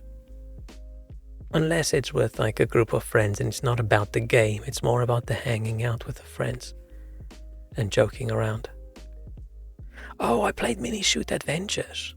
I didn't even know this came out this year. I thought I waited to buy. This was fun. Right up until the end, and then there was something I didn't like. I can't remember what. There was something. I think I finished it, right? I think I finished it, and then there were loads of extra challenges at the end that I just decided, nah, that sucks. But up until then, this was really good. I enjoyed this a lot.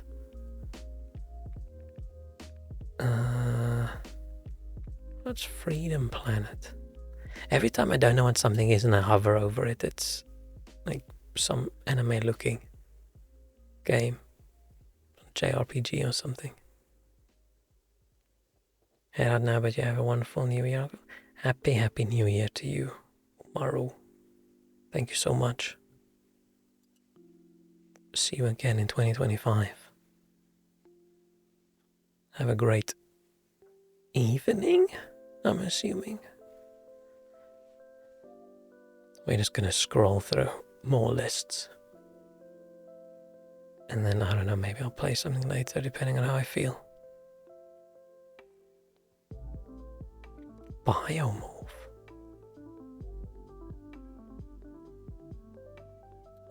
Biomove? What's this? Didn't play this. It's Biomove.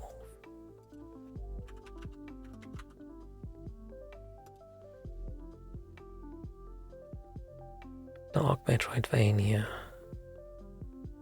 Is it more of a... It looks cute. Looks very nice. Surprise! I don't think I've seen anything about this.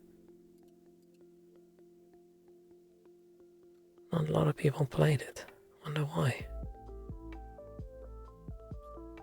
Maybe it's not actually too good. But it looks good. But there was just a lot of these kinds of games, right?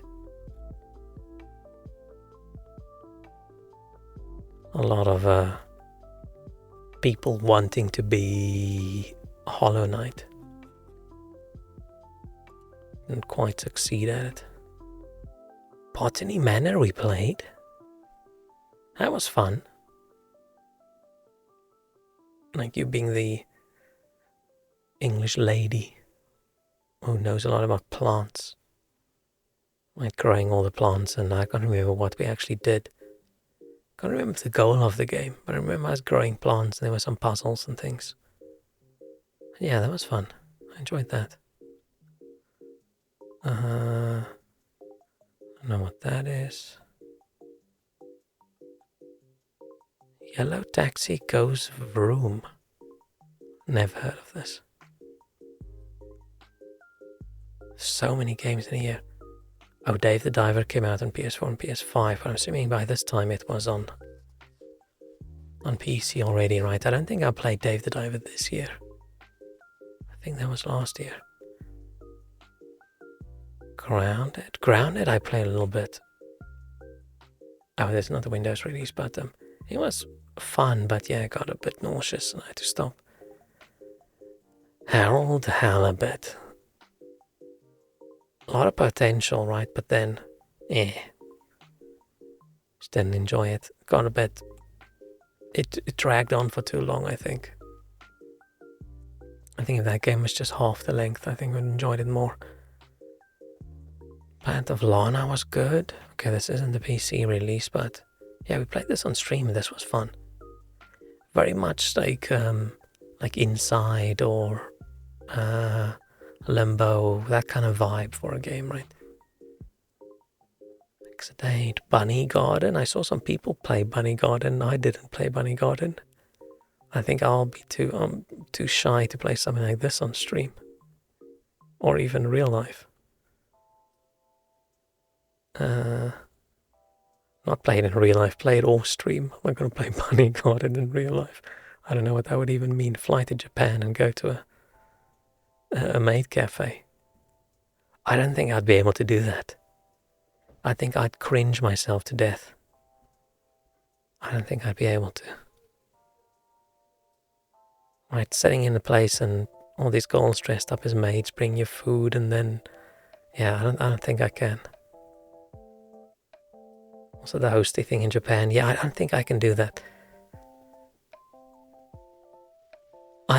I overly cringe at things that aren't even cringy. It's definitely a me problem. I'm not saying there's anything weird with it. I just don't think I'll be able to. I'd die. I think I'll just get super red in the face and then my head's going to explode.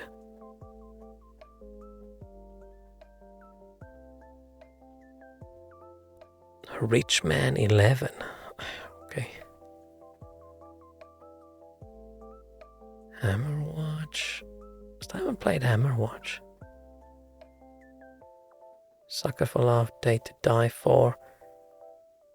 If I stream this year on Valentine's Day, this is what we're playing. I played the first one on stream. And by that time, I think I was streaming for like a month and a week. And it was fun. And I think the voice actress for one of the characters popped by. I'm assuming she went on Twitch and just looked at everyone playing the game. And then just popped into everyone's stream to say hello. And I thought that was so sweet. That was so nice. Because yeah, having like playing a game, having 0 viewers, and then someone pops in and it's the voice actor in the game. That was very nice. I appreciated that a lot. So yeah, we're playing this, if I stream this year, on Valentine's Day, this is what we're playing. I'm not often a dating sim, a visual novel player, but it's cute having the monsters. Oh, loads of fireworks outside, and then that gets picked up on the mic. Was there a Ninja Turtles game this year? I don't even know. Now the Crab's Treasure we played a little bit, but I didn't like it too much. I didn't like the armor. Like when you get all these shells. I mean, it's an important part of the game, right? Having like temporary armor. But what I like in these kinds of games is feeling like my character is progressing, and it just felt like all these upgrade things are just temporary. Just didn't enjoy it too much. But maybe one day I'll go back to it. It wasn't bad. I think I just enjoyed it less at the time than, actually playing like a Souls-like game. Is there a Demon Slayer game? Oh, Switch.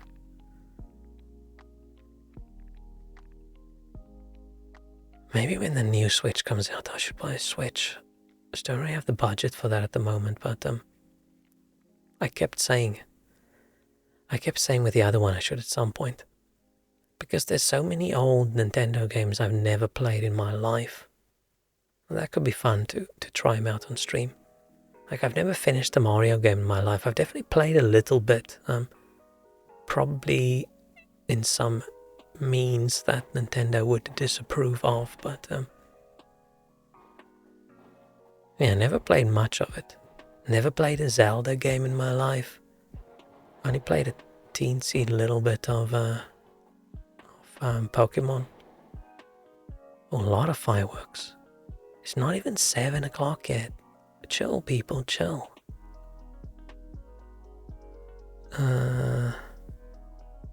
Class of Heroes. Not sound familiar.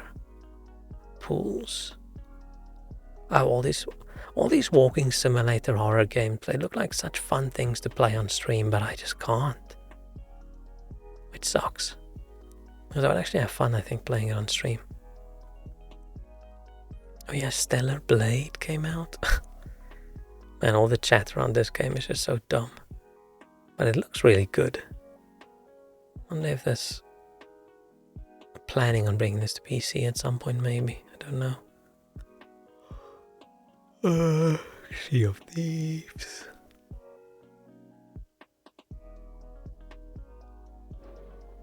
Is there anything interesting? Oh, V-Rising actually released. I played up until basically the end of the game, and then I was bored, and I just didn't finish. Like, I think I had literally like 3 bosses that I had to kill.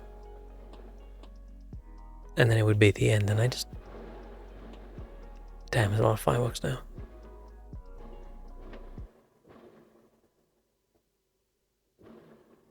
Okay, it's probably gonna keep going like that for the rest of the night. Yeah, I just found the game...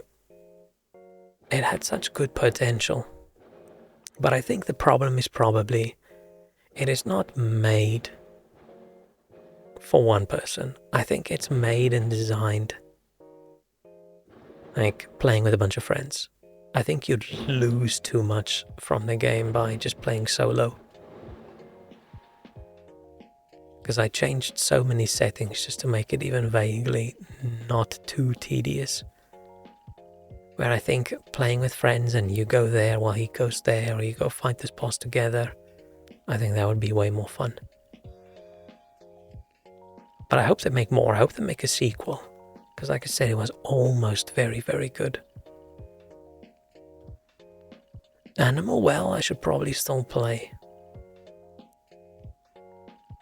Like, everyone was all about how great it is, and then things quieted down a little bit, but probably because it's not a big game. So I'm assuming everybody played it, loved it, and then just moved on with their lives.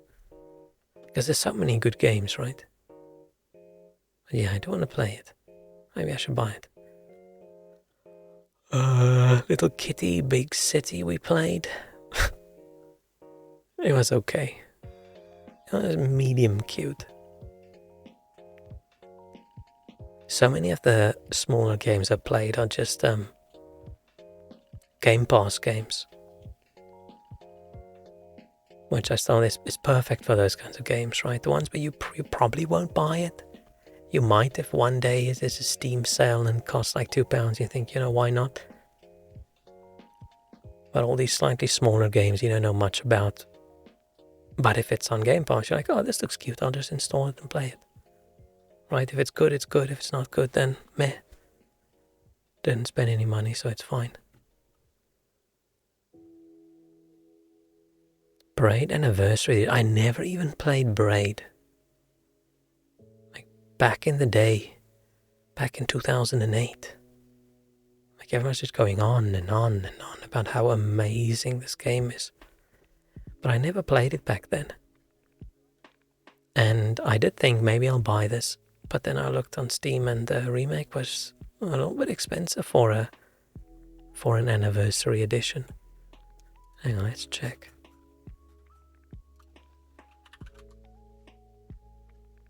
Oh, it's cheap now. Oh yeah, it was 16. Which, you know, is not a lot of money, but I feel like for a 2008 game, 16 years later, holy shit, 16 years later, I should probably play it. And usually when the developer of a game is a little bit then I'm also not too keen to replay or play their games. Biomutant. This just looks cool, but at some point I want to play it as well. But I don't think it got very good reviews. Oh, its recent reviews is mostly positive. It just looks cool. I just like the idea of being this little mutant cat slash raccoon kind of creature. But yeah, I remember getting horrible reviews, so I thought I'd wait. They sell an extra class? A lot of people are saying these days, good game, horrible start. First 5 hours is buggy and janky. Someone says, oh, a game is good, you just have to get to the first 5 hours. Like, it's a massive sell, maybe. Start slow and it's not bad. If the best thing someone can say about the game is it's not bad, then I go, okay. Grindy open platform. Maybe I should play this. It's cheap now, right?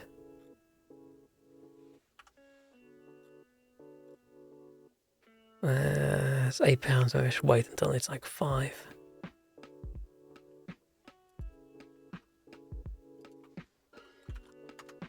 Let's see.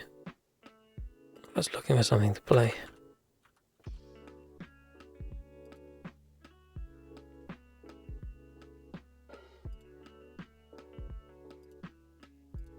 Okay.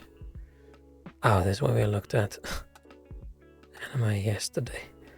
Dread Illusion. Stumble Guys. Oh yeah, Ghost of Tsushima came out this year. This was great. I really enjoyed this. Often open world games, like, they do sort of overstay their welcome, where after a while I'm like, okay, I'm just gonna drop down the difficulty and just speed my way through the game because I'm interested about the story, but I'm tired of the gameplay. But badass samurai strolling in, like assuming the samurai position and then whew, whew, whew, chopping 5 guys, arms and heads flying. Very good. It had a little bit too much open worldy nonsense. Like, I don't think I ended up doing everything on the map. Especially them forcing in some multiplayer stuff and not being able to remove those icons from the map, so it always looked like there's something and then you go check and then it's just a dumbass multiplayer dude. But except for that, this was so good. This was definitely one of my highlights of the year. I didn't play it on stream, I think. I don't think I played it at all on stream. Or maybe I did a little bit. Running around a little bit annoying because I couldn't use the horse because the horse shakes the screen too much. But that probably does mean I appreciated the scenery a lot more. Slowly running around. But yeah, this was so good. This was just what Ubisoft should have been making in the first place. right? It felt like how Assassin's Creed felt back in the day. Just a good story about some dude getting revenge or whatever. It was so good. I hope the next one's good as well. I'm assuming it will be. But it'll probably be a few years until it's on PC, so I think we're good. But yeah, this was a lot of fun. PO, don't know what that is. Definitive edition of a 1995 game. Okay. Because there was a few newish games I played this year.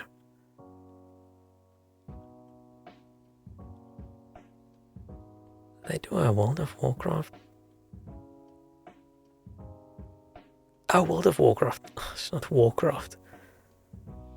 It's just weird seeing a World of Warcraft released on the list. Not just like, huh? Like, oh, it's for Classic. Okay. Senior Saga, Hellblade 2. I played the first one. Didn't like it too much. It was fine playing through. It was like an experience rather than a game. And I do remember I preferred playing it with my speakers on rather than my headphones because all the whispering in my ears freaked me out. But it sounds like the second one's just more of the same. And I didn't enjoy the first one that much. So I never got around to it. System Shock. I still want to play this, but I think there's a big part of the game that's going to make me motion sick, so I haven't yet. I'll wait until it's super cheap, so it's not a risk. X-Defiant, did they not cancel this? Can't remember. There was something about this a while ago. Did they shut down the servers? Don't know.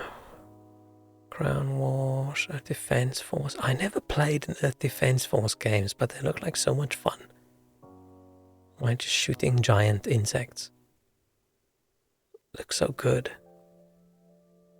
Galactic Care. I've wanted to play this. Why didn't I play this? Why didn't I play it?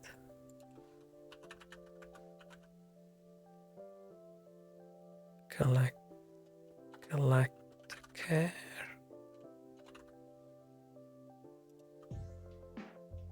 Why didn't I play this?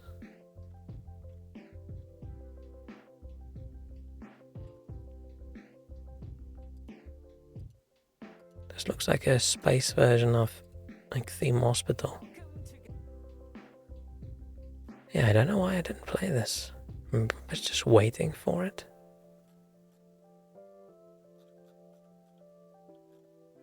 Oh no.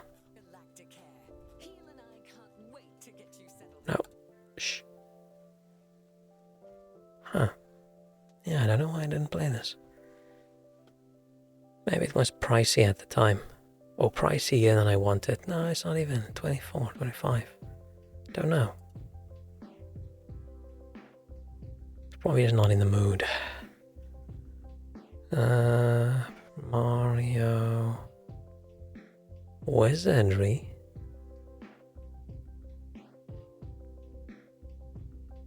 They do a Wizardry. Is it a remake or is it just a release of?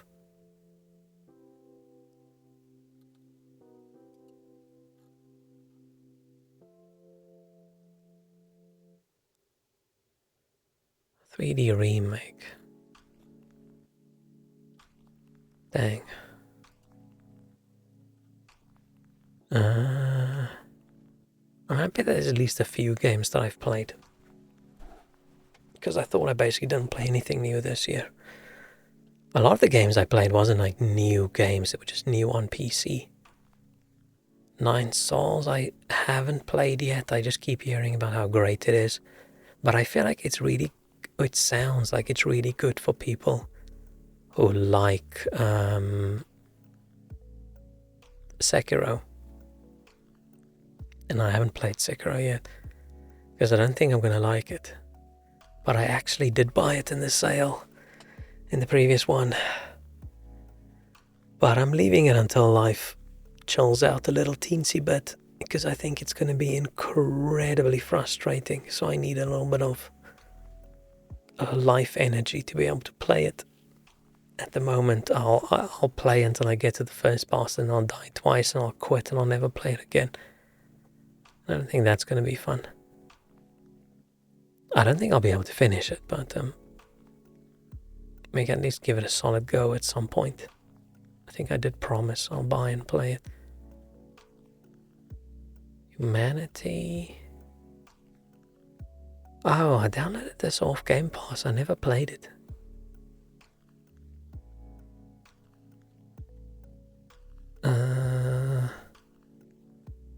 Nightmare Cart. Heard of it. The Scrolls Online. I tried Elder Scrolls Online, but it just makes me annoyed that there isn't an Elder Scrolls Offline that's new. All the online MMO bits just gets in the way of me really enjoying the game. It's a little bit sad. Destiny also looks so cool from the outside in, but I don't think it's worth starting now and just wanting to play solo. Just doesn't seem worth it. Someone's Hunters. Oh, Switch, iOS and Android. Do they just say Droid for Android? Okay. Smurfs Village Party. What? Odd default picture, but okay. Backpack Hero. I actually want to try. What's on stories? I hope the new Monster Hunter is going to be good. I feel like I played a lot of Monster Hunter World actually in the end, but there's a lot of things that aren't very just like single player friendly. Like not being able to pause when you want, and not always even being able to quit when you want. And then at the next, was it Rise? Was that the next one? I think in that one you were actually able to pause and things, but I didn't like the new gimmick they added in. What was it? Was it Rampage? Almost like a tower defensey kind of thing you have to do a bunch of times. I didn't like it. It annoyed me. I didn't like it, so I just stopped playing. Where I hope in the new one they add, it's got no gimmick. I hope it's just hunting monsters. I always get annoyed when the game has a good base, but they add some gimmick in, and then I just... ugh.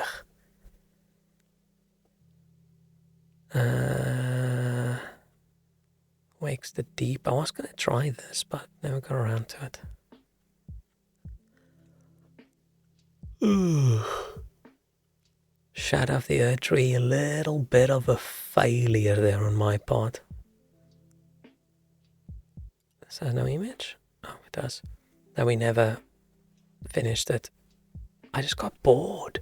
I didn't even get stuck. I just got bored. And I think it's probably just my fault for playing too much Elden Ring beforehand, and then build wasn't very exciting, right? We were just playing it to play it. And even getting through the game to the point where the DLC is was such a slog for me as well. So by the time we started the DLC, I wasn't even in the mood for Elden Ring anymore.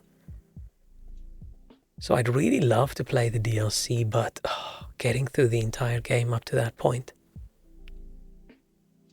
I just don't feel like it. Because it's just so long. And the problem is I am really bad at Elden Ring, so I have to overlevel, otherwise I don't have a chance. I'm very keen on trying Magic Build again, but I feel I need to wait. I need to wait a little bit.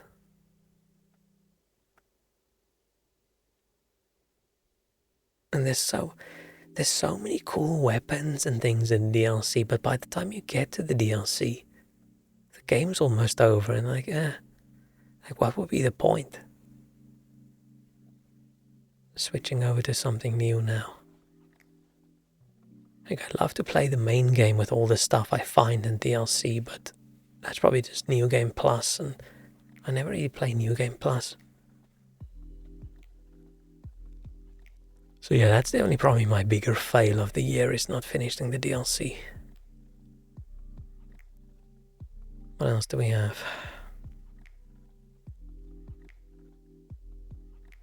Cookie Run.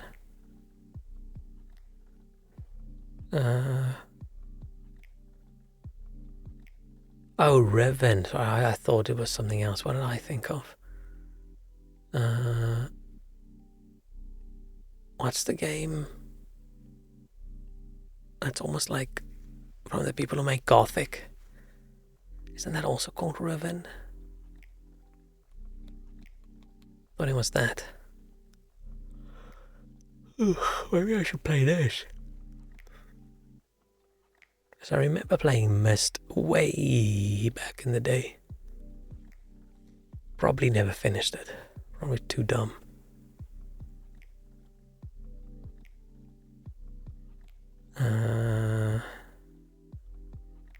Loads of things, I have no idea what they are. Oh sure, we're in July, September. There's Descendant. Oh, online. So many online games that just look good. Resident Evil 7. Never played a Resident Evil game, I think.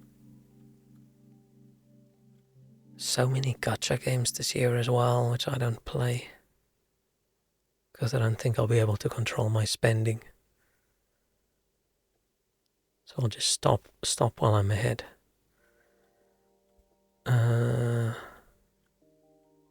Ace Combat 7. I think I played an Ace Combat game back in the day. Don't know which one.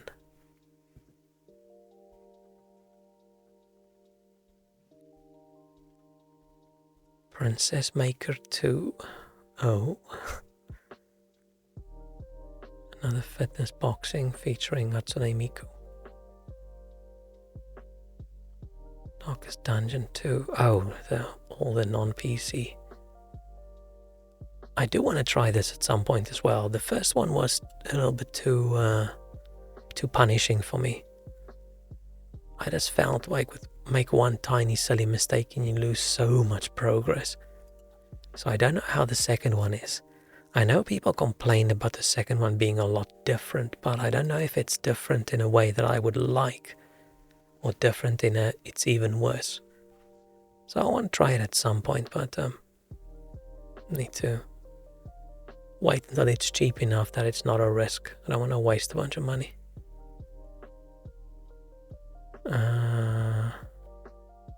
Demon Slayer games, Turtle games. Flintlock Siege of Dawn. I actually installed this off of Game Pass and I never even tried playing it. That it just... yeah, I didn't get a lot of good reviews. Was it just a Souls-like game but not as good as like Lies of P? Popular tags: Fox, Magic, Action, Souls-like. Like, most Souls-likes just aren't that good. I like Dark Souls. It's fun, but I almost wish it never became so mainstream. And with Elden Ring and everything, because I think so many people would have just made a cool third-person action RPG, right? But ended up going, oh, Dark Souls popular, and then they made a Souls-like.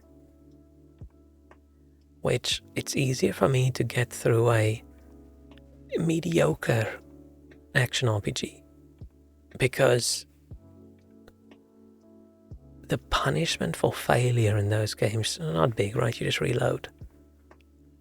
If there's something a little bit clunky in the game, something that's not too great, something that's a bit unbalanced and a little bit shit, It's easier to get through it and avoid those in a normal RPG that you can just save and load whenever you want.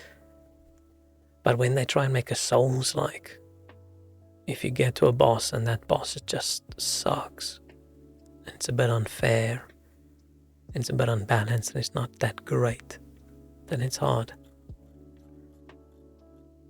Like, none of those comments apply really to this other than wish it wasn't a Souls-like, but don't know if this is good or not. It's frustrating, game's good, mediocre, 9 to 10 hour experience.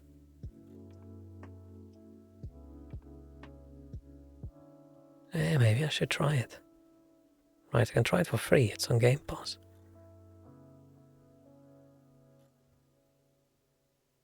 But yeah, when it comes to Souls-like, a Souls-like has to be really good for me to be able to get through it. Because deep down I probably don't like Souls-likes too much, even though I love Dark Souls. Because I hate boss fights. I hate boss runs. I don't like losing progress when I die. But just all the other good things about Dark Souls, like the exploration and the world and the monsters and finding the items. If any of those things sucked, then I wouldn't have played them at all.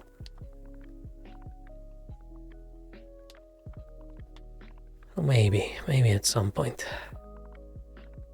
I still keep on wanting to retry, what was the game that got remade? Lords of the Fallen. Not really remade, reimagined in a different, everything. I had such high hopes of that, but I just didn't enjoy that at all. Once again, just the gimmick of it ruined it for me. I just didn't like the lamp. I like going through the map and exploring and finding all the bits, but now suddenly I have this lamp. And I can go into another world on top of this world, and now there's 2 places I have to explore. Like, not fun. And the camera was very wobbly. And it wasn't fun enough for me to overcome the wobbly camera. It's very disappointing, but maybe in the future I'll try it again, and it'll be fun.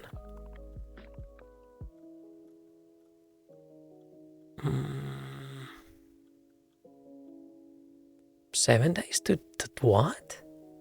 Did 7 Days to Die release this year? Really? Dude, this is like the classic open world survival crafting game. Developed by the Fun Pimps. Okay.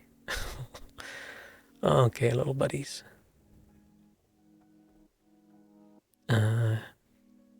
Yeah, early access 2013. Dang. I played a little bit, but not too much. I think it ramps up too much for me. I would like to be a bit more chill. But of course, after 7 days, then it's like, zombie attack. And then I just go, ugh, I just want to chill. Defense Force again. Lakeview Cabin Collection. Don't know what that is.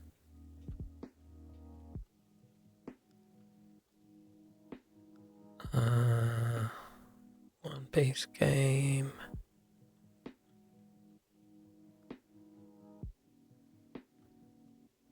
So many things I've never heard of in my life. Almost Bounty Hunter. Oh, it's a remake of 2002 game. Don't know if I know about this.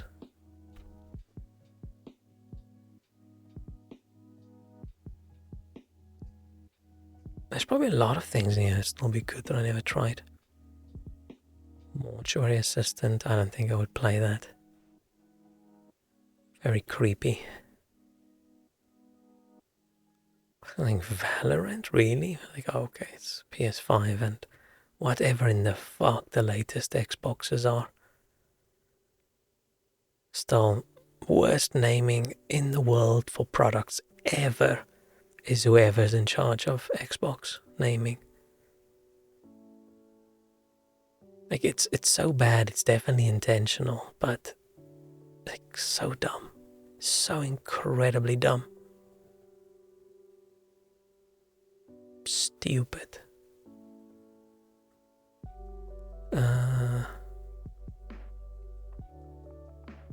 Right, the naming scheme is so bad, if I look at it, I get upset.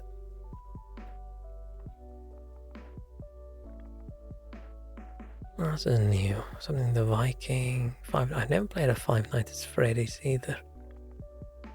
Cat Quest 3? Made by the Gentle Bros?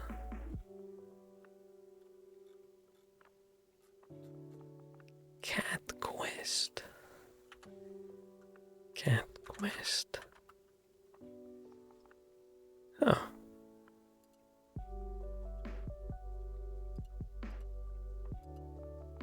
Never heard of this in my life. You can buy the entire bundle.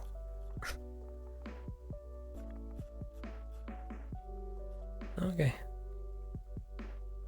I always wanted to play Elder Scrolls, and now I can with cats and puns, so it's better. If you say so. Oh, people actually loved this. Huh. Interesting.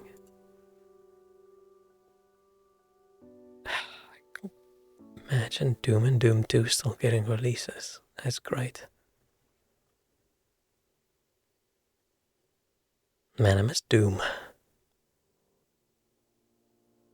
One of the few people that just didn't like Eternal at all. Maybe I should just play old Doom. I just don't like how Doom Eternal wants to make you think and plan. I feel like planning is the last thing you should do in a Doom game. Like, Doom for me is all about running around and just shooting as many demons as I want with my favorite gun. And then Doom Eternal flopped it around and it's an ammo management game. Very surprised so many people loved it and no one was like, with how easily outraged people get. I didn't notice any outrage. So that probably just means I just have bad taste and most people love it.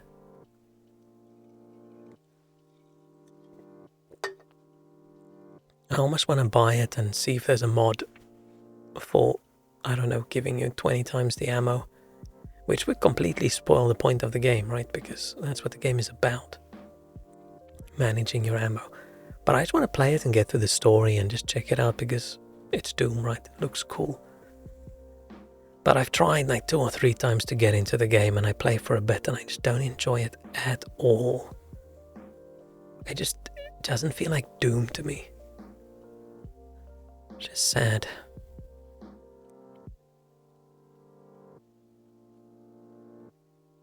Let's just make a 2. Steamworld Heist. I always see this, but I've never seen gameplay. So I'm going to reincarnate it as a slime. I love the anime. It's dragging on a little bit long now. I wish it was shorter, but do love it. Still haven't played the Dredge DLC.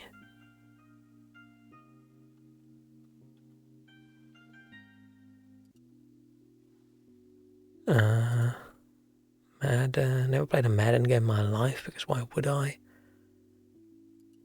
Black Myth Wukong, I'll probably play at some point. I'll probably buy it when it's on a big sale. It's probably good, right? And it looks really cool. I just think at the moment it's probably something that's just difficult and I'm not too much in the mood for difficult. Dustborn. Don't know if I've ever seen this. New Guild Wars 2 things. I really enjoyed that little bit of Guild Wars that I played, but not being able to read the fonts because it was so small just ruined it for me. I would have loved to play more if they just had a bigger font setting. that didn't blur everything. It's very annoying. But out of the few MMOs that I tried, Guild Wars was really good. I enjoyed it way more than Final Fantasy XIV. Concord. No, it's actually not funny, man. It's so sad. I feel so bad for these guys. Imagine being a developer and getting that screwed over by management.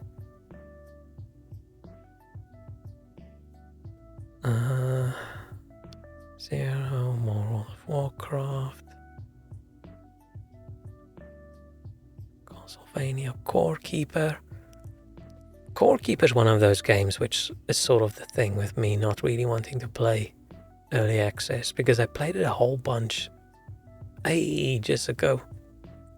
And then it came out this year and I was excited and I played a little bit and I just couldn't get into it. But I think it's another one of those that are more balanced around co-op. Because remember last time I played, dying on the opposite side of the map and having to run all the way back, not having your gear. I found that very annoying. So maybe at some point I'll just mod it or something and I'll try again. Because the first time I played, I had a lot of fun. I don't know why I didn't enjoy it this time. Rings Return to Moria. I want to play this. Because yeah, being a dwarf, building things, crafting things, could be fun. But I think the reviews aren't that great. I think people say it's a little bit unpolished.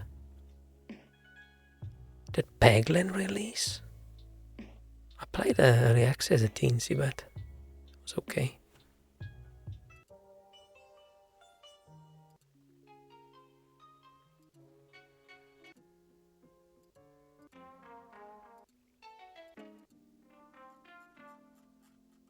Skipping a whole section of this music.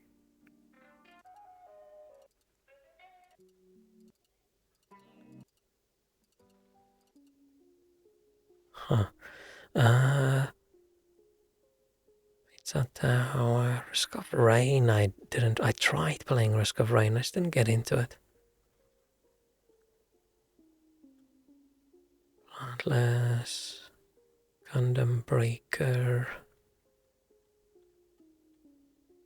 Shadow of the Ninja, Squirrel with a Gun. I remember seeing little videos and things of this, but I didn't know this actually came out. Did this actually release?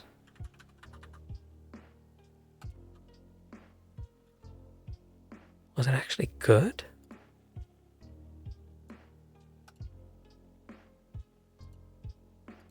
I mean, it's probably not a very serious game, right? But still. Finally done with evening chores. Nice. Working hard. The end of the year. For Goat Simulator lovers. Okay, yeah, it does seem like that kind of game, right? It's just,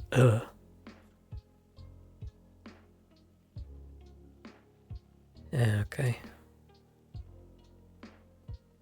Vampire Survivor, Star Wars Outlaws I'll probably play at some point, but I don't think it's worth buying full price. Oh, I'll wait. I'll wait a long time.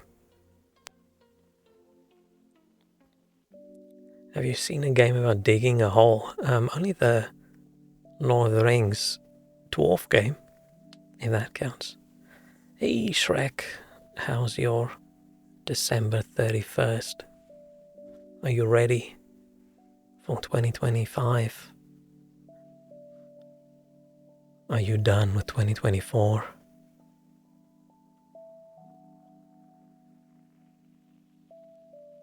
I'm going through which games got released this year.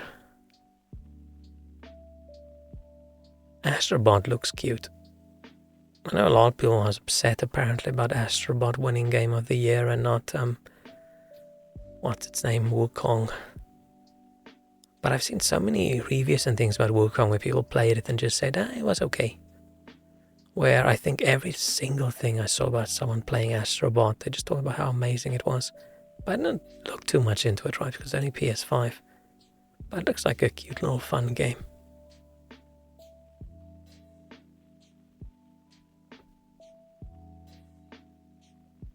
It's great. Nice, yeah. We started the stream by talking about how wonderful 2024 was and how amazing we think 2025 is going to be.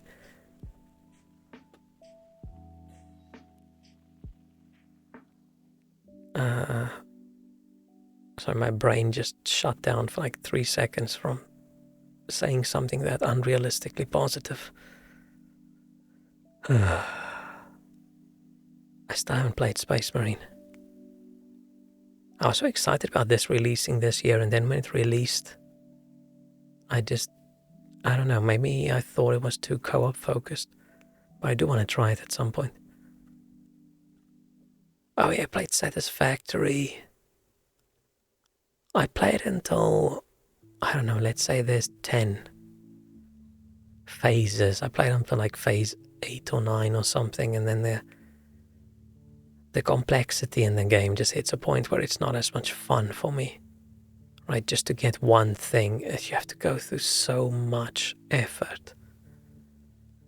Then I just decided, nah. And running from one side of the map to the other side of the map, because any kind of transport thing is so slow. But it's definitely something I'm going to come back to, with more mods. Maybe like a teleporter mod or something. 2024 is going to end up also with my liver giving up. Maybe don't drink that much. Maybe. Slight suggestion, but hey, you're young if you want to. Have fun. But it sounds like your liver is not that young.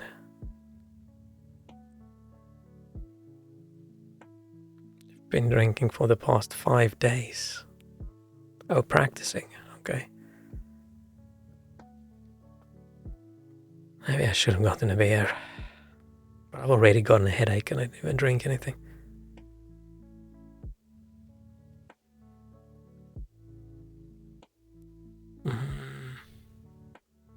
I haven't had a beer in like months. Not even intentionally, just haven't felt like getting one. Can live without a pretty big part of our liver. Doesn't it grow back? Isn't the liver one of those organs that can regen, or like part of it? Or am I mixing up my insides? Did not mean that as a good thing. I have a hard time stopping once I start. You realize that sentence is that's a very alcoholic-y kind of sentence. If you have a hard time stopping once you start, then you should probably not start. But still, you're young. It'll probably be fine, but in case you're not joking, watch out.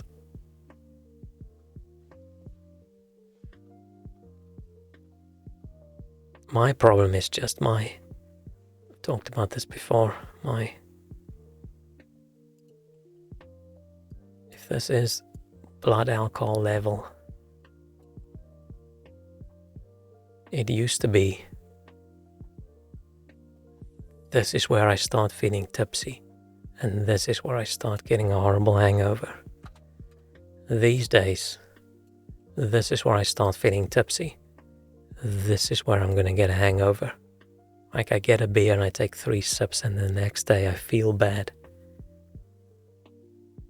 I don't even know when last I was like at this level.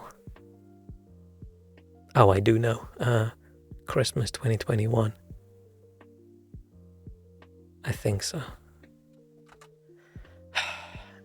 And that's the wine's fault. It's the wine and my friend who keeps on topping up my wine every time I turn my head. Because if you think you've only had 2 glasses of wine and then the dude says, damn, we've had 2 bottles of wine. You're like, That explains a lot. You succeed 9 times out of 10 rejecting alcohol. High score. If you haven't drank in my youth, and in conclusion, no fun. Went from fine to drunk and then sleeping, then hangover. Can't see it literally just being drunk. Yeah, UK, man, English people drink. English people drink so much. It's crazy. Problem, you do not get hungover yet. Damn, I always used to get hungover, but I used to get hungover if I got like drunk. And not like I ever really got drunk. So it used to be like we go out for the night, I have like 5-6 pints, and if I don't drink enough water before I go to bed, I have a headache next day. Now I drink 1 beer and next day is almost a write-off. You just wake up like a Disney princess every time. Damn, superpower. That's insane. Yeah, I don't get like drunk easily, but hangover. I feel like if I look at a beer, I'll get a hangover. If I breathe in too deeply around someone's open pint. Demonstrates you buy bottles of wine, you buy bottles of crazy % spirits here. I don't really like drinking spirits and things, unless it's like a rum and coke, or a vodka lemonade, or a brandy and coke, or Southern Comfort and Coke, or what else mixed drinks do I like? I'm not much of a... I don't do shots. I'm not sophisticated enough to drink like whiskey as is. I don't drink cocktails, because often cocktails are very fruity and then a little bit sour, so I don't like that.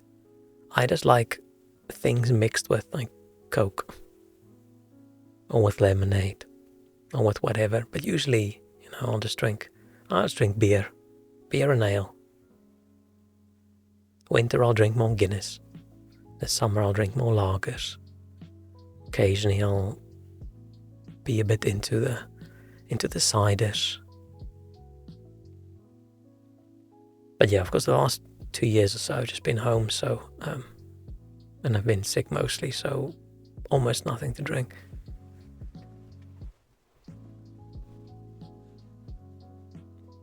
Like whiskey, but too expensive. Yeah, I just can't appreciate it. It doesn't taste good to me. Like I've tried like really, really, really good whiskey, and it just, I don't know, it just tastes like someone poured some petrol into the dirt and then scooped it all back out. I just can't appreciate it. I was hoping that with age, my taste buds would mellow out and I would one day just enjoy it, but that did not happen. So I'm okay with it now. Drink this level once your neighbor made with 50-50 orange of becoming blind. Oh, nice. That seems super healthy.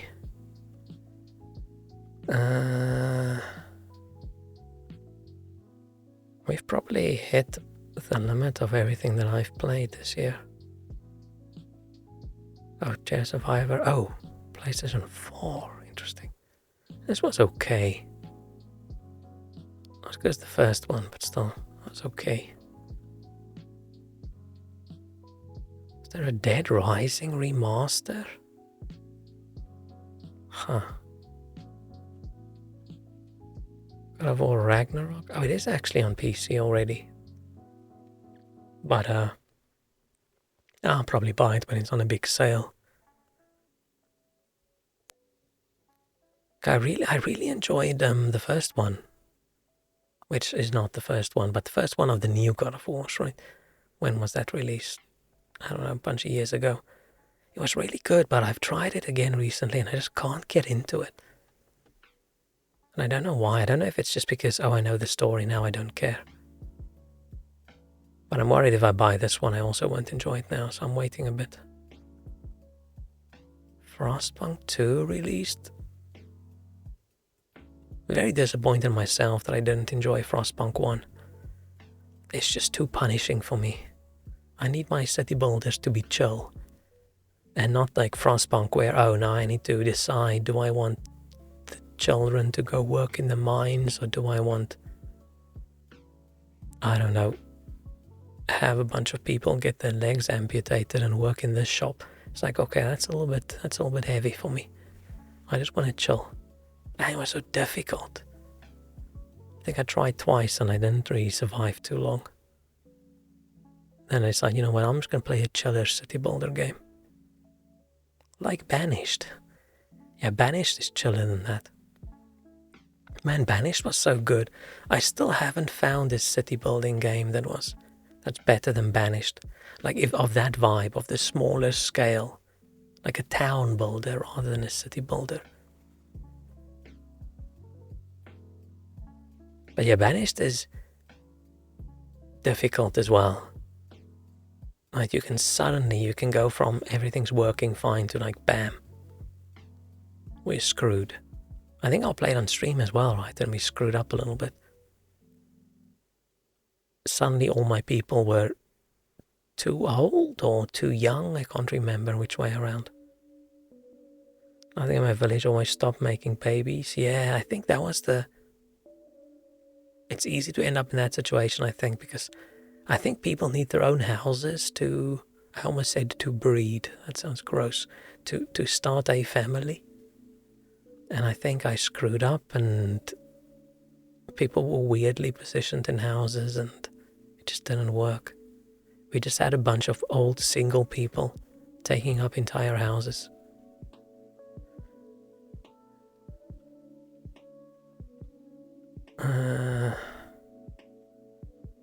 G.I. Joe.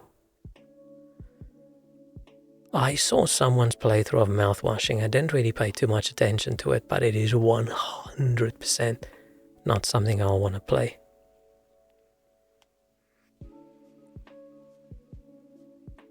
That dude just lying there wrapped in the bandage just creeps me out. It's so gross. Ugh. I can't watch people suffering. So yeah, that game is out. But you liked it a lot. I know, I think it was you who told me to play it. Yeah, I'm happy I didn't. Because it does not look like something I would even vaguely enjoy. Worms Armageddon Anniversary Edition? Damn. Oh, I put so many hours into Worms. As a child, me and my brother, probably and one of his friends, just all sitting around the same PC playing Worms.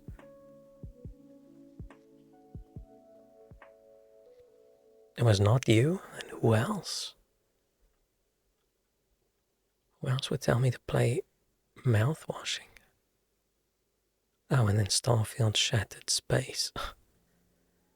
Yeah, I'll give Starfield another 3 years or 5 years or so, and then when they've completely given up and they're not releasing any new DLC and nothing. Oh, it was you, Walrus. Interesting. When I saw what the game was like, I just thought this looks like a Shrek game. Strange. You only suggested Storyteller. Oh yeah, you keep suggesting Storyteller and I never get around to it. Yeah, no, Shrek, the games you usually suggest, very chill, very chill.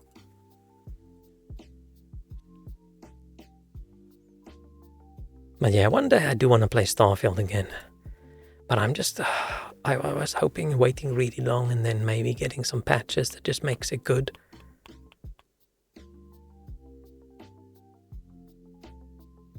Yeah, what game about digging a hole are you suggesting, Walrus?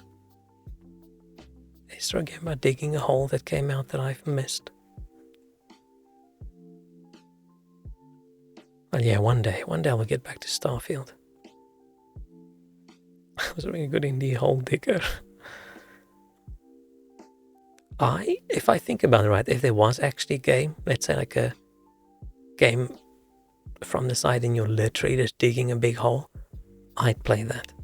It's not released yet. I'll wait until it's done and they've perfected their hole digging mechanics and hole physics. Because, digging a hole in real life, a lot of fun. Title is a game about digging a hole. It's not on Steam, is it?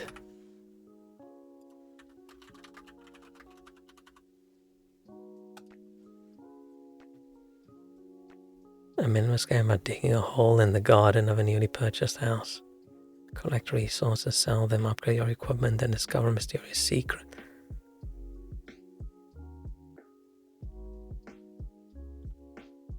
Oh, next year.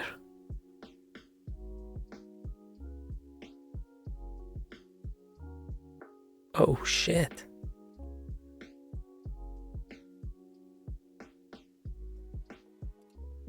Big hole. Okay, let's keep an eye out.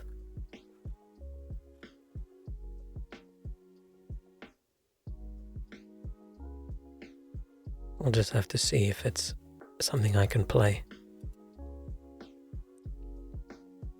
One suggests Cemetery Keeper. Cemetery Keeper? It's not Graveyard Keeper they're talking about. Is this Cemetery Keeper as well?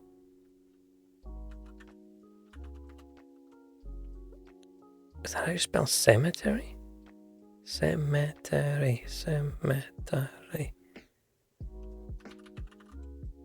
I mean, there's Graveyard Keeper, which I have played a lot.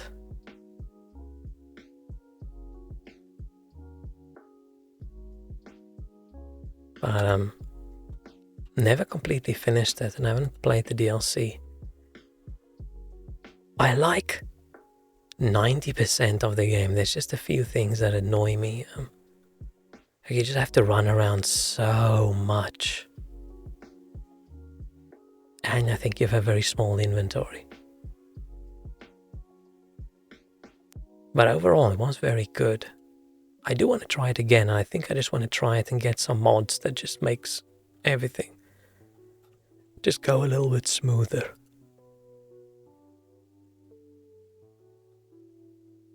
I think that'll be fun.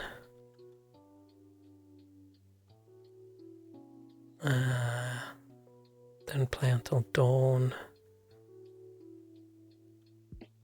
Oh, Diablo. Yeah, such a disappointment. Even when I ended up playing at that point, I thought I knew I would be disappointed, but I thought I would enjoy it more. I just can't believe that there's a Diablo game out there that I can literally play right now if I wanted to.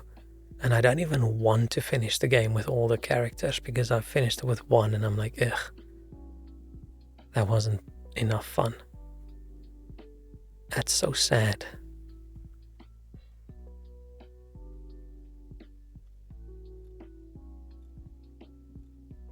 Starship Troopers.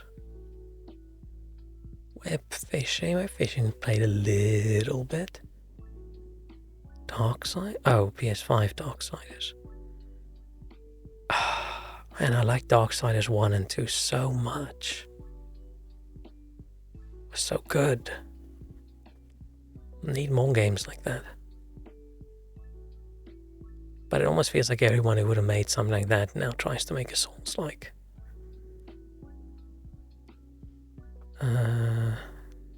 New World? Oh, it's... Oh, New World. That New World. Yeah, never played, don't want to play. Mech Warrior, Animal Well. I've been scrolling through this list for like 2.5 hours. Oh, we did chat for a long time. Let's say 2 hours.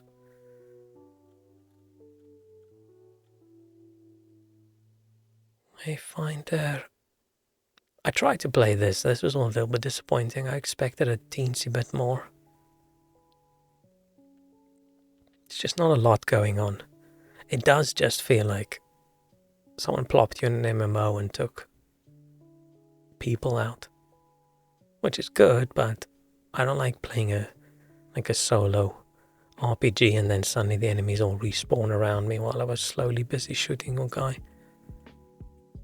And the whole gear and skill system's very minimalistic. There's not a lot going on there. I might try it again in the future. It looked like it had potential, but wasn't wonderful.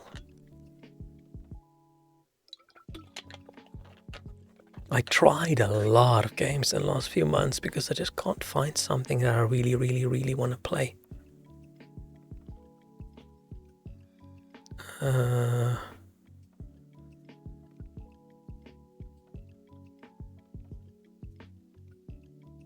Goat Simulator was actually a little bit of fun when we played it. It was mostly enjoyable. It's not the kind of thing I would actually finish everything with. Starbound? This year? Really? On Xbox One? Really? That is odd. That's odd. Wonder why? Goated Simulator. That's so weird to me. Just suddenly out of nowhere, hey, let's do an Xbox One release of this game that nobody's talked about in many years. Starbound was almost very good. It just missed something and I don't know what. Compared to like Terraria, which most people compare it to. Maybe it was just the, flying around through space and then end up, you're not really attached to any planets because it doesn't matter. Planets are disposable.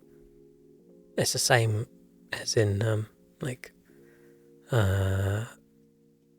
Starfield, right? Oh yeah, here's another planet. It doesn't matter. Like Starbound's more popular than you think? You think so? I don't think so. I mean, it did okay, right? But didn't do well.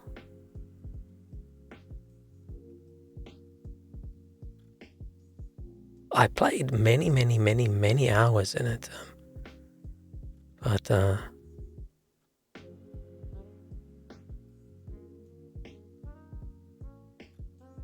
it sold a lot of copies.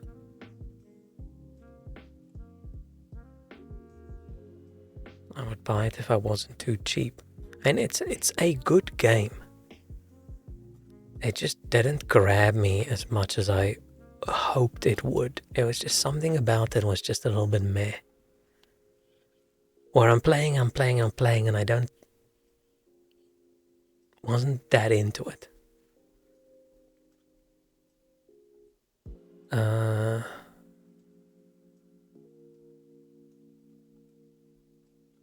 But yeah, I can't explain why.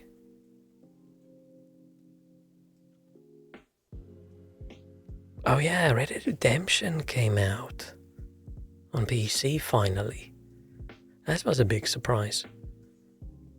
I do want to play that again, but I don't know if I want to pay full game price for a game that I already own on Xbox. So I'll wait a while. I remember it being very good, but whether it's still going to be very good after playing 2, who knows?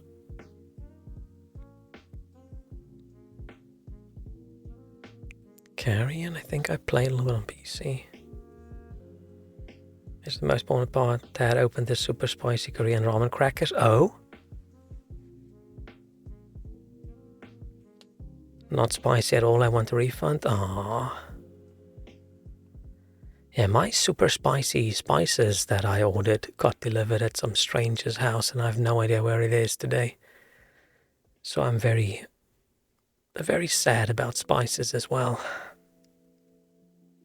Very annoyed.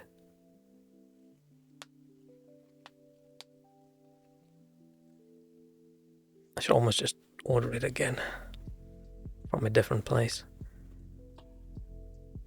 Oh yeah, Dragon Age. Dragon Age I'll 100% play at some point. Stranger's probably pooping lava to this day. I think they probably just opened it, tried a little bit, and then maybe decided, oh hell no, and threw it away. Or maybe not. Maybe the package is lying in their house and they're like, oh, this isn't for me, let's keep it here for someone to come ask, right? They might have not like stolen it. They might have just thought, oh, this delivery's for me, and the dude hands them a package and he runs away.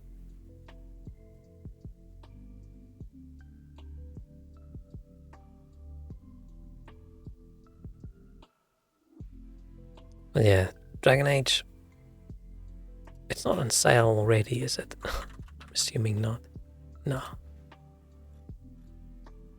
Little bit. Well, this is still too much.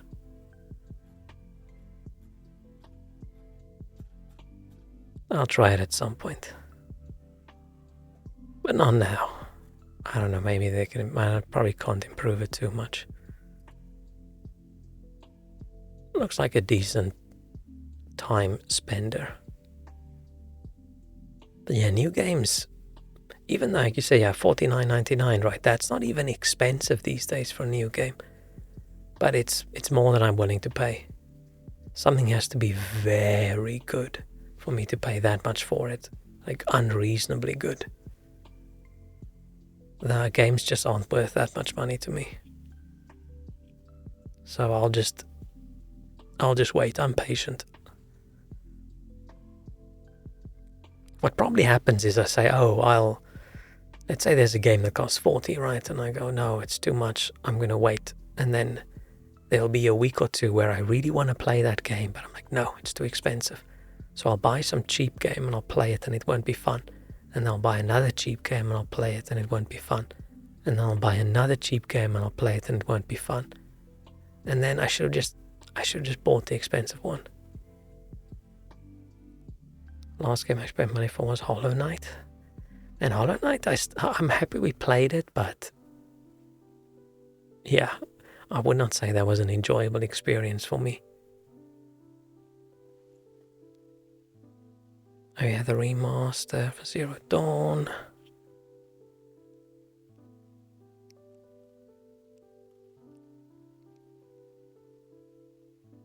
Oh, Stalker on the Switch. That just feels weird to me.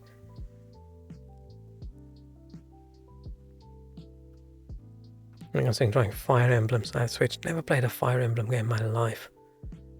If Switch games were cheap, then I think I would have probably bought a Switch ages ago. But it's just all too pricey for what it is. Plant Coaster 2. Ninja Turtles again. Broken Sword? Oh, Switch. I'm like, huh? Did they remake? I played this back in the day. Don't remember anything. Death Stranding, I still haven't played. I don't really understand Kojima games. They go... I don't know if they go over my head or under it. Or to the side. I don't know, but I look at like videos of the games and people are standing up and they're cheering, and I look at it and I think, huh? What was that? So I don't get it. I don't get it.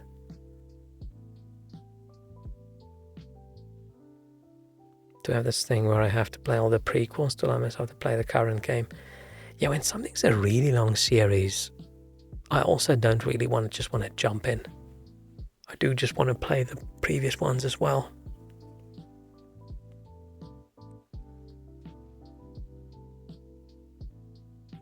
Too many remasters. Code submit a remaster. Like, what the hell? Farming Simulator. Never played Farming Simulator. Farming Simulator just seems too intense for me. Right? I like farming games, but I think Farming Simulator is just a level above what I would like in a little farming game. Warcraft remasters. Oh yeah, Little Big Adventure got a remaster. I played this so much back in the day. I don't remember anything other than just throwing some fireball or something at some enemies. I remember this was this low poly looking game. Yeah. I don't remember much. I don't know how young I was, but I just remember playing this. There's a remake. So I think I probably want to play this. The review's okay.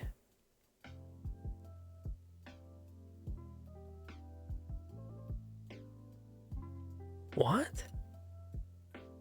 Original image felt like an immersive sim. I would not have described it as an immersive sim. Everything's too bright and surly. The child in me hates this. Did they change too much? I don't know, I'll try it at some point.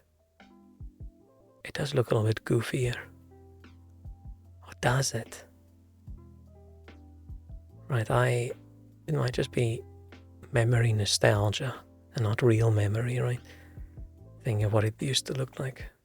I was 1 millisecond away from buying Farming Sim during summer, but then the Scrooge McDuck part of my brain took over. Hey, maybe you would have enjoyed it. Or maybe it would have been a money waste, so maybe your Scrooge brain's correct.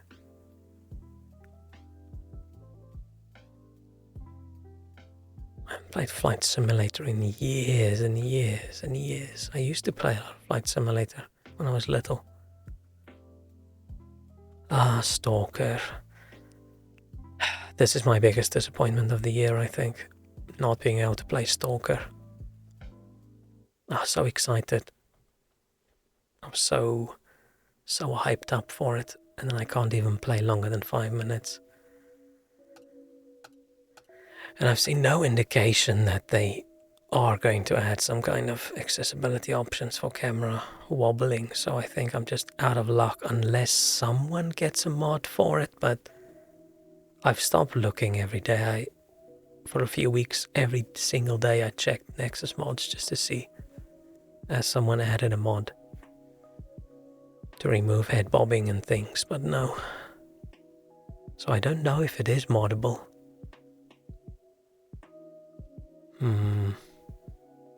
Wish good my brain kicked in when I almost managed on for money.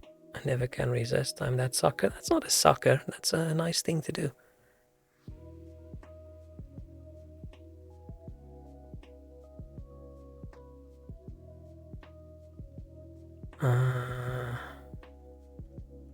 Iron Souls again. So I should definitely try after we try Sekiro. After.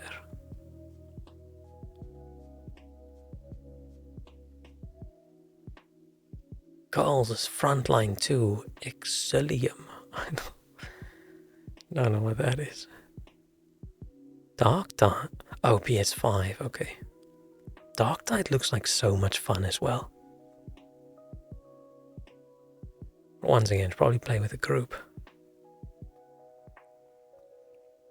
Also remember I had to have lunch thing with them because I asked for a Big Mac. It's an interesting request. PS5 Raft. Raft was also good, but I didn't finish it. It got too tedious alone.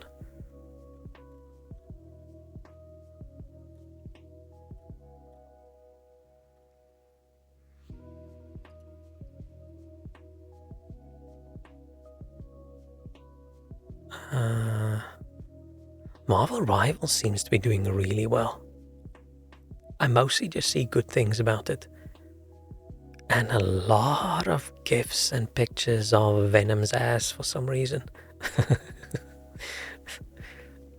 And cute little shark guy. But mostly just Venom's ass.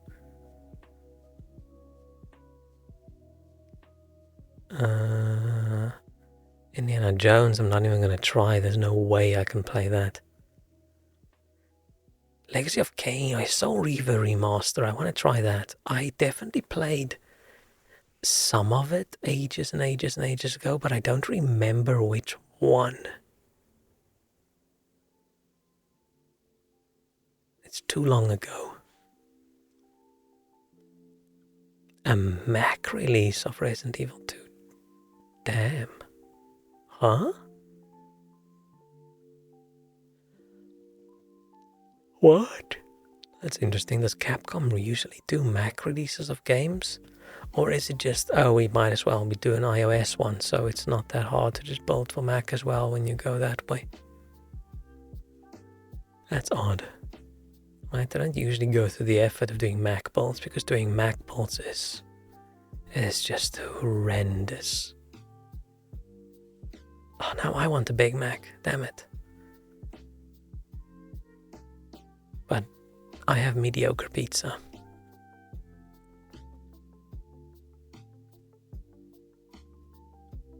Yeah, I thought this was going to take me an hour. I wouldn't have done this if I knew this wouldn't take me so long. Just find a homeless man. Yeah, the great thing about London is there's so many people who can't afford to live somewhere, so it's not too hard. Isn't London wonderful? Man, it's shocking. It's so sad.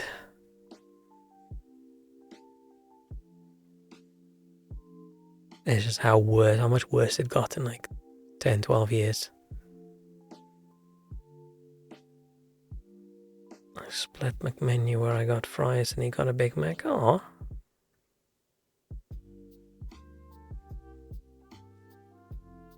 You McSplit the McMeal. The problem with McDonald's at the moment for me is, even though I occasionally crave it, McDonald's tastes great to me when it's fresh. Getting it delivered, it instantly loses like 60% of the taste. The fries are just, some other places the fries cool down a bit, they're still good, but McDonald's fries, when they're not 100% fresh, they just go down into their crap. Right, if you get some fries at, like, I don't know, KFC, right, and we've got our graph over time, and we've got our, I was going to say time and taste, but let's do capital T for taste, right? If you have like KFC, it'll go something like this, right? And it goes slowly down, and over here it's just shit. But somewhere over here you can even give it like 10 seconds in the microwave, it'll be okay. But when you get the McDonald's fries, right, it's like over here, and then it goes like this, and then it just, it does that, and then it's just shit. There's nothing you can do to it. Even dropping it in the air fryer, it just doesn't save it. Disappointing. It's okay if you plop in the oven to eat, but it's still not as good. I do kind of like the soggy fries. Maybe the McDonald's is close to me are just shit. Because I think that is a factor. I do feel they undercook the fries a lot. KFC definitely improved their fries. KFC fries used to be a bit shit, and then suddenly a while ago they went with some classic, original, I don't know what style where they spice it slightly, and they went from it's not even that good to it's great. But they're all better than Burger King. Burger King so far in the UK, from all the places I've been, worst fries. Burger King's the only place where I sometimes don't even want to finish my fries. Horrible, horrible. Even solidly fresh, straight out of the fryer, just not good. You have to go to McDonald's, it seems like 3 people per day. Oh, few enough that they don't pre-make anything, right? Then you unlock the premium McDonald's. Ah. McDonald's also, it's subtly different everywhere, right? Everybody says it tastes the same, but it doesn't. Right? Everywhere, every country I've been to, the Big Mac tastes slightly different. Because yes, that is what I do when I travel. I try one Big Mac in every country. And they do taste different. Fairly significantly different to me. I mean, I won't be able to tell which one's from where, but there's a big difference.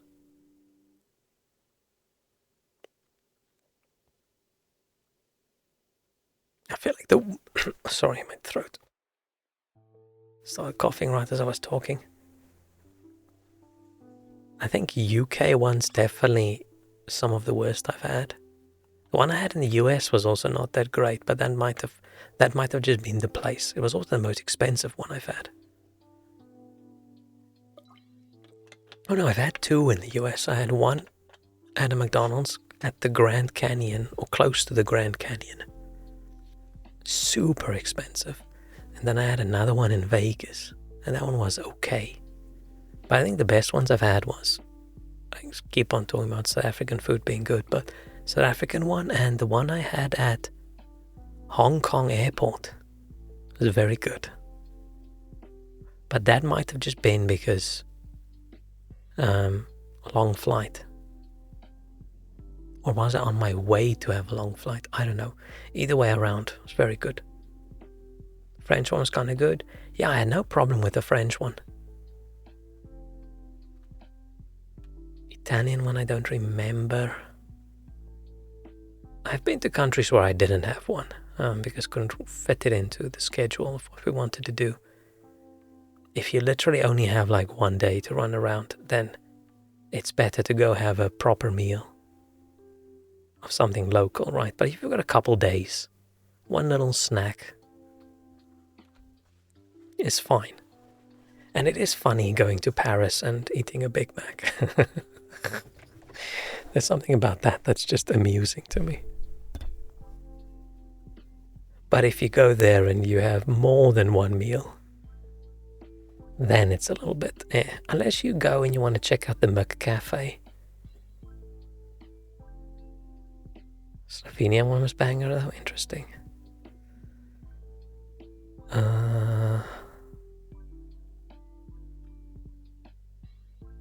I still want to try this.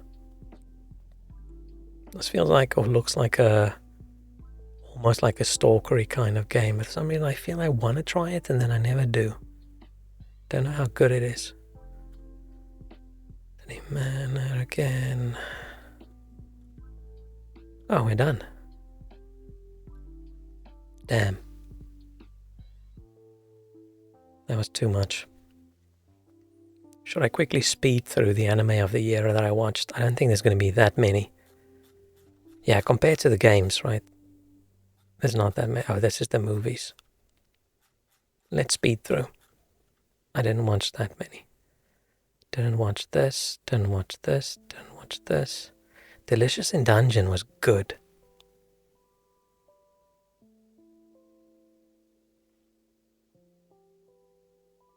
Why so many little stars in your post? What are you saying that needs to be censored?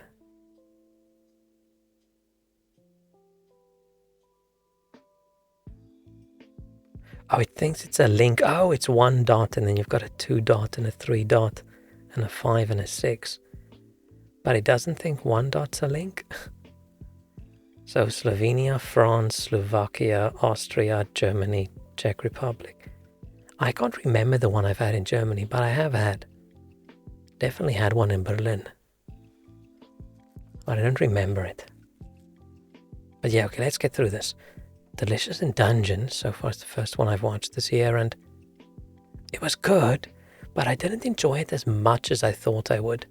Usually when something's super popular and everyone loves it, my really basic taste, I love it as well. I'm like opposite hipster, right? The more people that love something, the more I like it as well. But it was just good.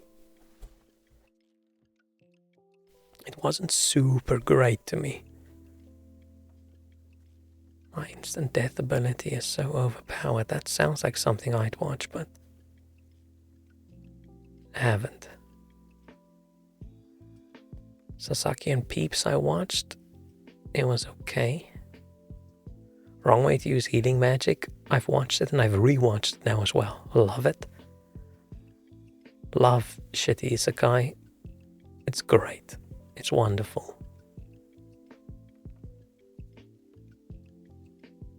When I'm into Bavaria, I'm sure someone would say there's a difference between those two. There probably is. Oh, new season of Mashal. Mashal's cool. I like this. That was good as well. I haven't watched any of these. I haven't watched that. The strongest tanks labyrinth raids. A tank with a rare 9999 resistance skill got kicked from the hero's party. And these names. But yeah, no, liked it. Like fantasy. This was dumb, but enjoyable up until the end. Then I didn't like it anymore. There's some stuff that happens that I thought, this is just dumb. Wish there was a McPhD. Banished from the hero's party. I haven't watched the second season of this yet. Solo leveling. This was awesome. I can only imagine. Imagine I was like 14 years old and I watched this. Dude, my brain would have exploded. Just how cool it is. It's great, right? It's not sophisticated. It's not deep. It's just cool, right?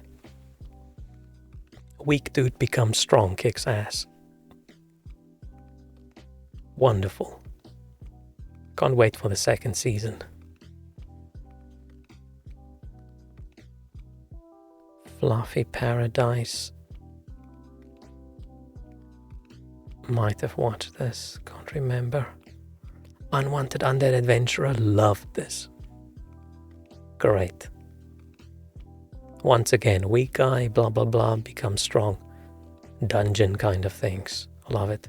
I do like the sort of opposite isekai kind of things, right? Where it's normal world, but then people go to somewhere else, sort of temporarily. Oh, this is more the other world comes to them kind of thing, right? Sort of. Yeah. Nice, funny, generic fantasy things. Very cool. Love this. Hope there's a new season soon. Why is the tiger so thick? I'm talking about in Fluffy Paradise. Because he's fluffy. Yeah, I think these are the manga pictures, not the anime pictures, so it looks a little bit different. This show was surprisingly cool. I didn't like it too much when it started. It looked like it's just the typical isekai. Oh, here's the woman, and now it's going to be this harem thing, but it actually ended up being really good. Like, that second season was great. Really liked it.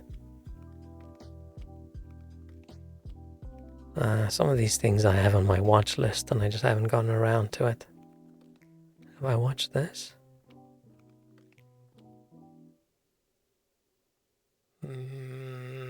Maybe, but it's not bad or good enough to be remembered. Don't know.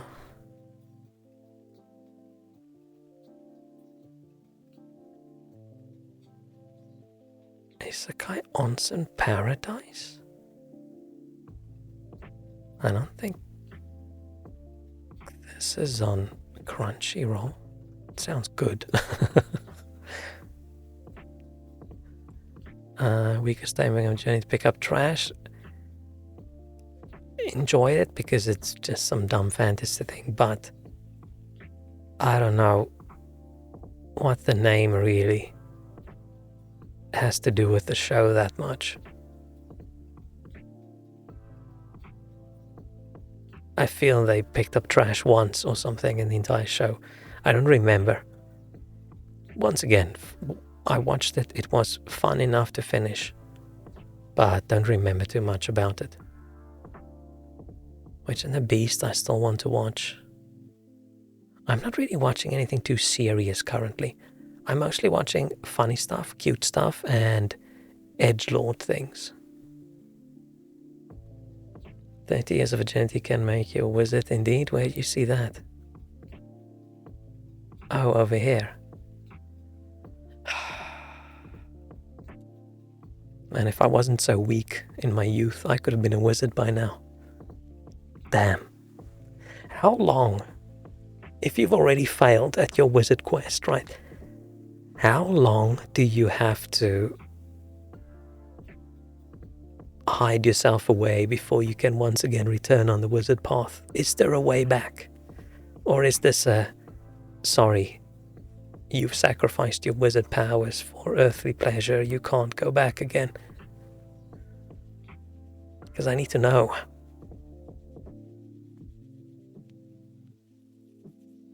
If I wasn't so weak, I could have been a grand wizard, but oh no, wait. Grand wizard might be something different. That might be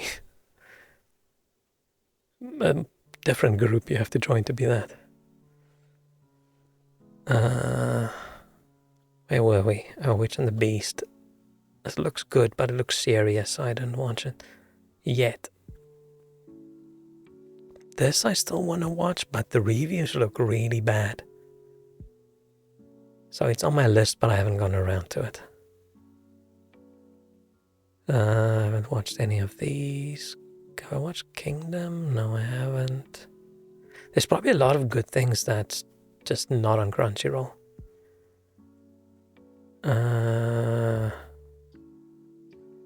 Spice and Wolf I thought I would really like, right? But I didn't finish it. I got like halfway and I don't know, the character annoyed me. I just wasn't in the mood of the moody wolf girl being all mean all the time. I just didn't find it very fun. Maybe it changes later and it becomes really cute. But I'll definitely give it a go at some point in the future, but something about it just didn't click. I just didn't like the character. Shrink has 7 sprints, so I can take my time perfecting my magical ability. Oh, this is the show where I thought this dude's a little bit weird. The main character is this little boy running around in these teeny tiny shorts. And they draw him really strange and they constantly zoom in on his thighs and it's all shiny and I'm like, what in the fuck is going on here? Super weird. Super weird. Super weird. I don't know, something about this just grosses me out. This is the one I say ages ago. I watched the anime where I think maybe they should send the police to someone's house just to check. And it was this one. I think it was this one. Looks a bit different there than it does in the... Hang on, let's see.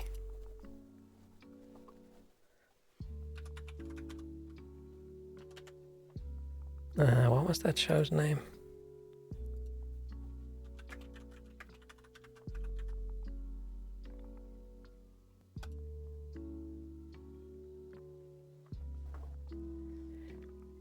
It's just something about this.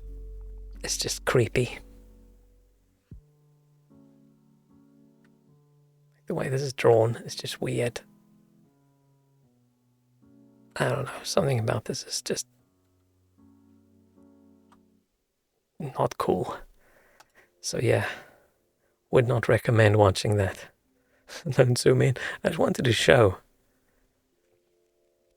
And I think it's not just me, right? That is weird, right? Something about that is off. I don't know.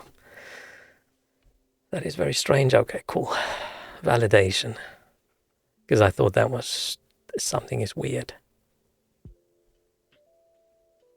Banished from a hero lives as he pleases. Did I watch that? What was it?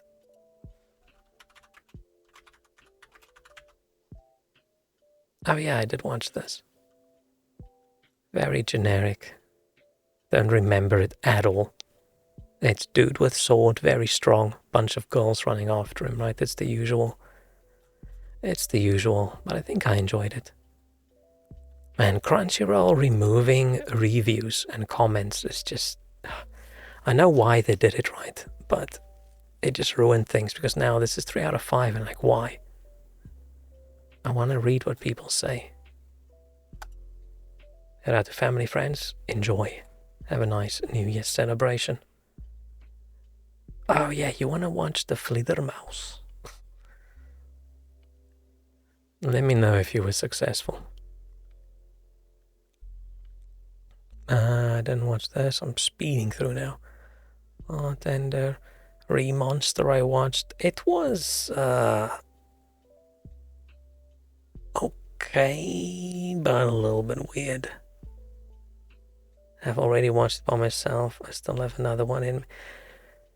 How much do you love that? I wish I loved something as much as you love the Fledermaus. A lot, okay. Damn. Ashim's Dilemma, How to Love Your Elf Bride. I watched this. I don't remember how I felt about it. It was probably okay. Regular Magic School. I haven't watched the new season. Windbreaker was really cool. I enjoyed this. It was a typical, stereotypical thing, but it was cool. Cheerio, cheerio. I hope you can convince everyone to watch it with you. At least twice. Time I reincarnated slime. I love this. Even though it is dumb. I am aware it's dumb. But I enjoy it. It's just dragging on a little bit. A little bit, way too much. I don't watch any of this, don't watch any of that, don't watch that. Watch this. I'm literally watching the second season of this right now. It's okay. It's okay. It's okay. What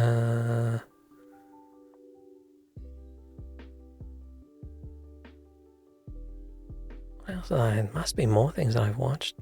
Shutting in another wall. I want 2 super cheat powers. I definitely watched this, but don't remember much. So it's probably okay. I feel I only remember things that I really enjoy and things that I really don't enjoy. This is fine. Konosuba, I really enjoyed it when I started watching it, right? Season 1, I thought was amazing, but I've had this on my watch list for a while now, and I just don't feel like watching it again. I just don't feel like watching that latest season. I don't know why. Maybe I should have started watching again from the beginning. I don't know why I don't. But I didn't feel like it, because I loved it when I watched it the first time. There's something about it. It's probably just not in the mood. Which is weird, because I keep watching all the other shitty isekai. And this is something that sort of makes fun of all the shitty isekai. So I don't know why I just haven't gotten into it. I think it might be because I watched a little bit of the spin-off. And I just couldn't get into it, and I stopped. So maybe I feel I have to finish that first before I get back to this. I don't know. Viral hit. Oh, this was cool. This is a lot different than most things I watch, right? I mostly watch sort of silly fantasy. This was cool. Just some dude learning to fight. I thought this was fun. I enjoyed this. Misfit of Demon. This show is a little bit meh, but I still watched it. Kaiju number 8 was okay. Thought I would enjoy it more. It was still good. It was still one of those shows I think I stayed up way too late at night to finish, rather than leaving an episode until the next day. But I thought I would enjoy it more. New Gate, I feel I want to... Have I watched the New Gate? Why does that sound familiar? Oh, I have. But it's the typical...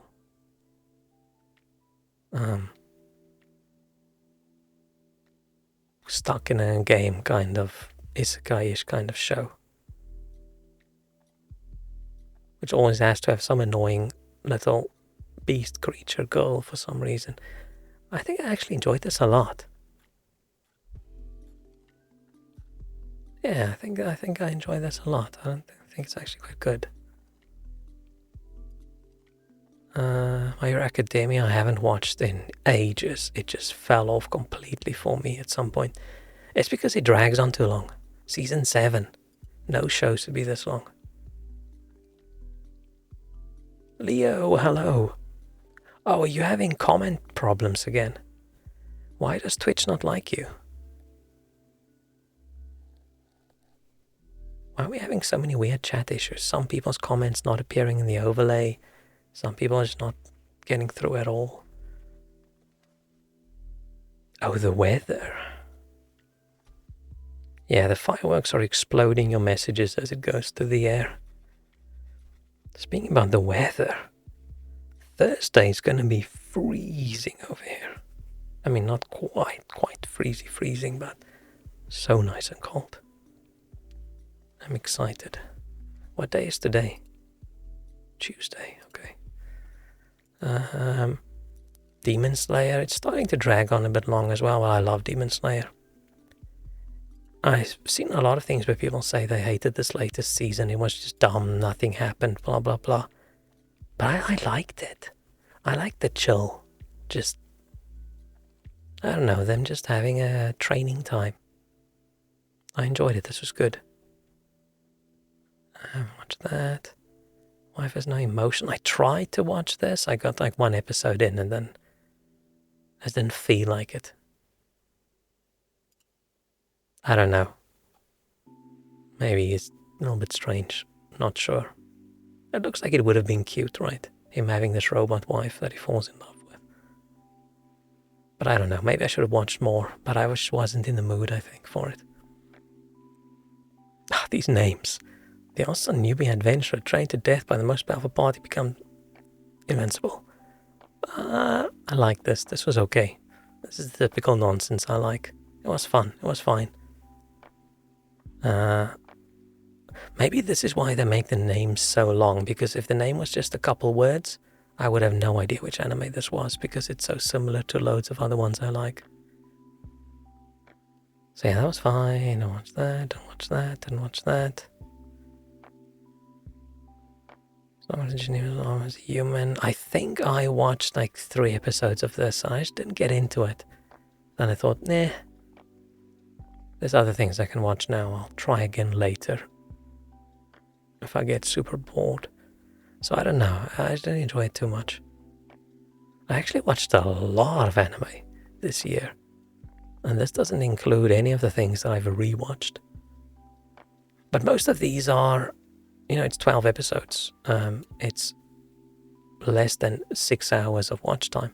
But more like 5 hours of watch time in total, right?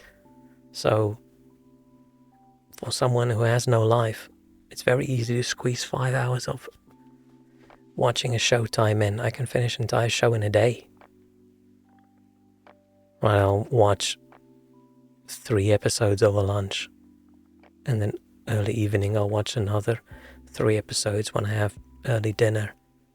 And then late night when I'm going to watch 1 episode before I go to sleep, I watch all the rest until 3 o'clock in the morning and then I'm done.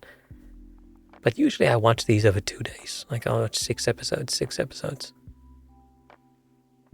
Like 2 around lunchtime, 2 around dinner time, 2 later, and then the next day the same. So you go through these really quickly like that, right? I parry everything. What do you mean I'm the strongest? I want to watch this, but I don't think it's on. It's not on Crunchyroll. Yeah, it's not on Crunchyroll, and it's not on anything else that I have. So I don't really know where you can watch this in the UK. It looks like the kind of dumb shit I like, right? There's a dude with a sword. The name is way too long. So, yeah. Weak guy suddenly is very strong. I'm assuming that's it. The The only thing that makes these quick guy become super strong things even more fun for me is when it's a revenge story about a weak guy who becomes very strong. And I'm like, oh yeah. #1 show of the year. I haven't watched any of these. And Nobody's Way Up to Exploration Hero. Yeah, of course I watched this. Yeah, it was okay. It was decent. I think I enjoyed this. It's once again one of those normal hour world, but they can go to other places. Which I think is maybe that's starting to become a little bit more popular, these dungeony kind of anime rather than the normal isekai things. Which I'm fine if it switches, I like both. I'm very happy with anime that my taste isn't too sophisticated. If I had sophisticated taste, that would have been rough. Oh, I've heard about this, but... Oh no, I didn't just heard about this. I love this show. I didn't recognize the name. This is wonderful. I watched this when it came out and I rewatched this last week. This is great. This is a wonderful little show.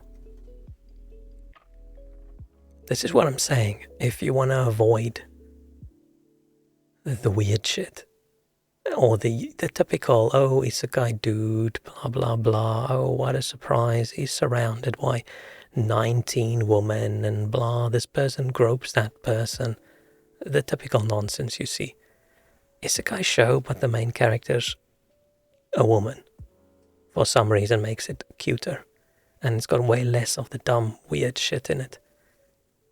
Like the kinds of shows you can actually show another person that doesn't watch anime and they don't think you're a weird creep.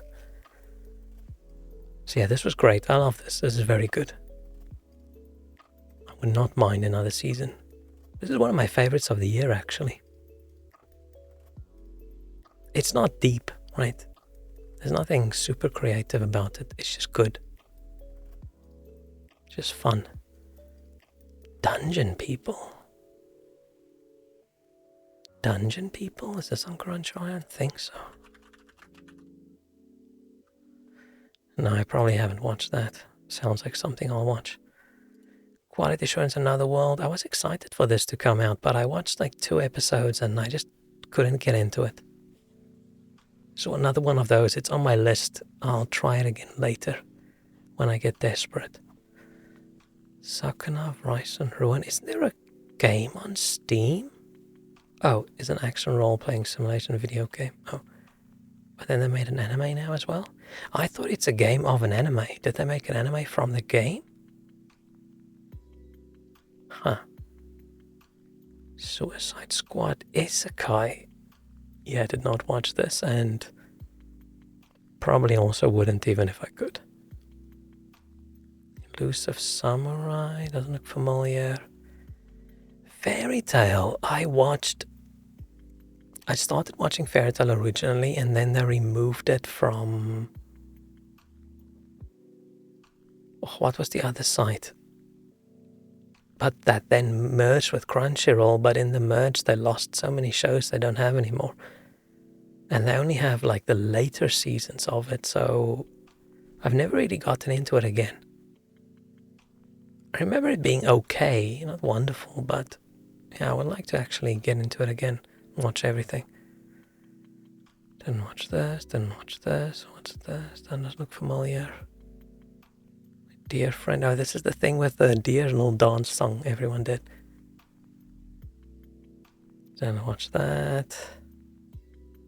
Plus-sized elf? Okay, I didn't watch that. Tower of God. I watched the first season and it wasn't wonderful. So I haven't watched the second season. Astoria, Wand and Sword. I think I watched this. It was probably okay. Yeah, it was probably okay. Not bad. Not great. Don't remember anything. So many of these shows are just exactly the same show.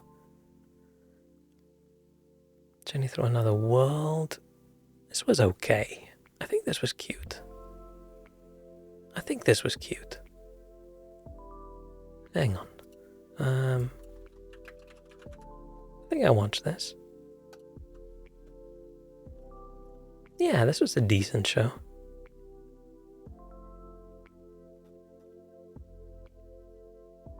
Yeah, I had fun watching it. I don't know what that is. I haven't watched the VTuber show yet. No Longer Allowed in Another World. I watched like 1.5 episodes and decided it's not for me at the moment. Maybe I'll watch it later. I'm too much of a depressed sad sack myself to watch a show about a depressed sad sack. Magical and Evil Continues Beyond Enemies. I haven't watched that. Let's see that. Why does nobody remember me in this world? Haven't watched this yet. It's on my list of things to get to. Rick and Morty the anime. Oh, here's the second season of that show that was earlier in the year, which I'm watching right now. It's okay. Uzumaki. Oh, yeah. People were so excited about this, and then I think they were really disappointed at like the art effort they put in. Confidence goes down history. That does not look familiar. Screaming Soul Retire. I really tried very hard to get into this. I watched a whole bunch of episodes and then it's just not that great. Something about this was just Season 3 of ReZero? Huh?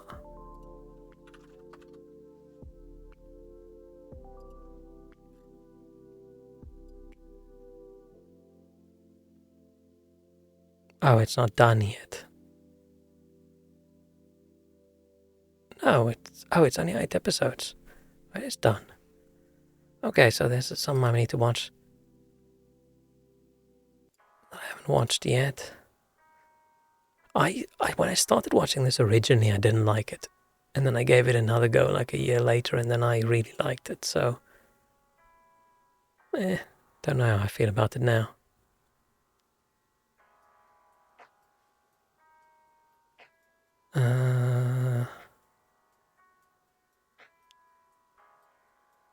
Done. Haven't.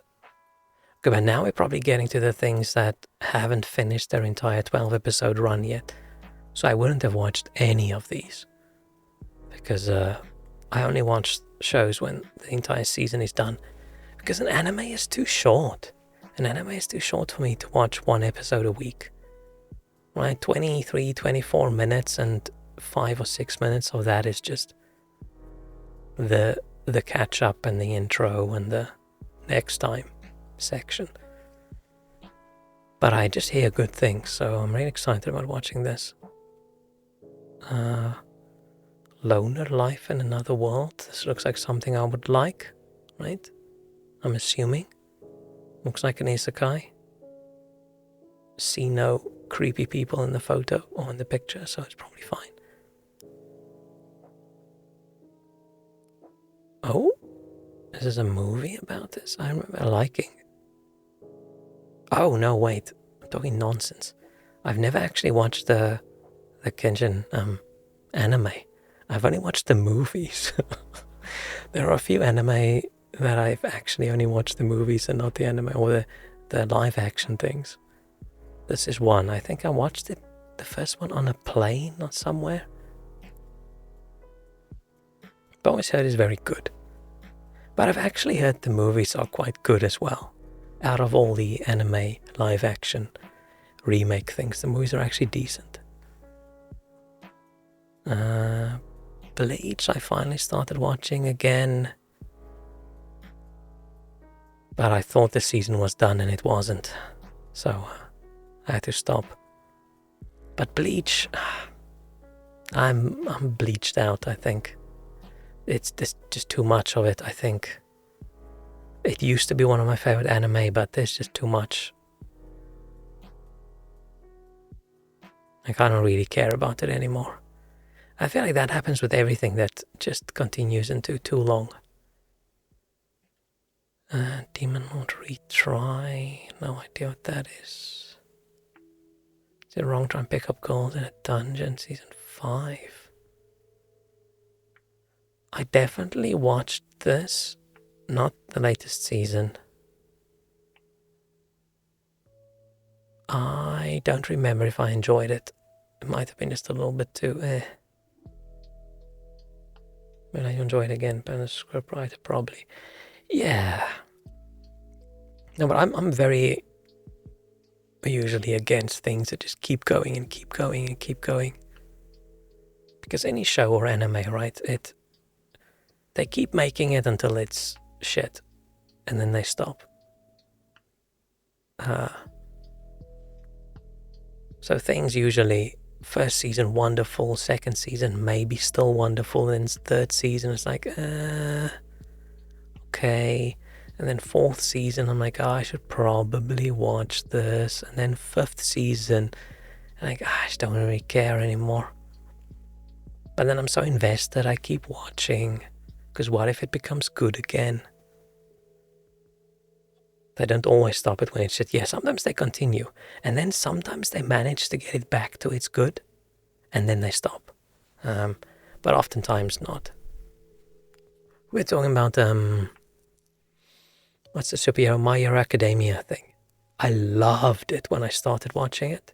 It was so good. I've watched that first 2 seasons a bunch of times. But now there's so many seasons and there's so many movies that I just don't even care about it. I don't know how far behind I am, but I just don't want to watch it anymore. I just don't care about the characters anymore. It's just too much. I just think these kinds of stories, they just can't grab my attention for that long.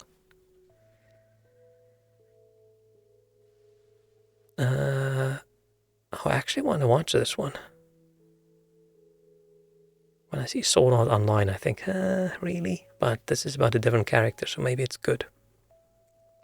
I actually rewatched Sword Art Online, some of it, like a couple months ago, or a couple weeks ago, I can't remember.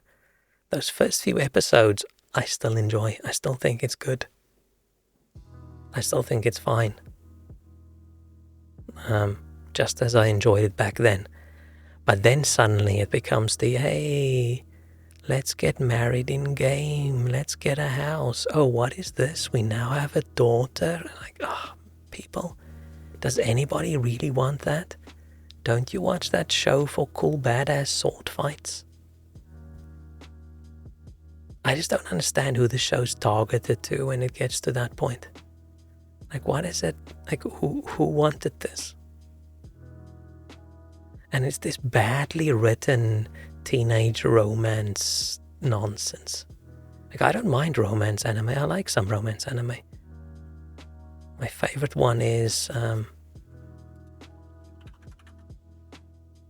this one. Ganbare Doki-chan. It's very short episodes. It's like 6 minutes, 5 minutes episodes. So you just watch this entire thing in one go. But it's about this lady at the office and she really likes the dude that works with her. But it's just not working out. And it's super cute. I love this. It's wonderful. So I don't have anything against like well-written romance. Even though I don't watch romance things often. But dumb shit, teenage romance forced into things that don't need it. Don't like. Don't like at all. Where were we? We're speeding through. None of these look familiar to me, so I'm probably just... I mean, they're not done yet, so... Hero is banished from his party is in fact the strongest. Oh, I watched that last week, I think. It was... okay. It's exactly what it looks like. Serious looking healer dude with, for some reason, ladies going to battle with their bikinis on. And what a surprise, they all love him. Yeah, it's the usual. It was okay. Well, not wonderful. It was okay. Seven Deadly Sins I watched a little bit years ago and then I just didn't like it. So I stopped. just weird. It was once again main character being just this weird sex pest of a little guy, and I just don't understand. Not fun. My story is Talker runs the world's greatest clan. Did I confuse this with the other anime? No, I watched this last week. It was okay. Sometimes, occasionally, a little bit too edgelordy, but it's fine. It's fine.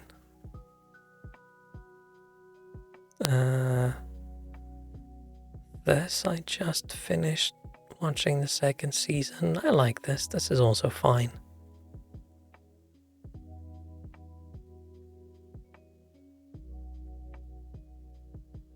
This is weird as fuck. I watched a few episodes and it just feels like they're trying really, really, really hard to make up reasons why this adult has to marry this 10-year-old girl. And has decided, you know what, maybe not. I usually like the, oh no, I die and I go back in time and we can redo this kinds of shows, but a little bit too weird. A little bit too weird for me. Just a teensy little bit. Maybe I'm assuming there's a good reason written into the plot, but I want to know. No, I don't know what this is. Don't really feel like watching the new Dragon Ball. I don't know. I feel like I'm also Dragon Balled out. I love Dragon Ball Z, but don't really care too much. By Dragon Life. Is this on my list? Oh, it's not on Crunchyroll. That's probably why I haven't seen it. Looks cool. There's a dude, there's a dragon. I would watch that. Demon 2099. I think this is on my still to watch list. Shangri-La Frontier. Probably waiting for some episodes to finish. I like this. This was okay. Still one of those shows where they throw in a very annoying character and I just wonder why. You have these shows where it's really, really, really good and then for some reason they just get together and they just write a really annoying character for some godforsaken reason. And they just throw him in there. I just think, why? Oh, and this show I'm waiting for the odd picture for this. I thought they would actually show the main character. But the show's okay. Bit of an edgelord show, but you know what? It's fine. Waiting for this third season to finish so I can binge it all again. Season 1, then Season 2, then Season 3.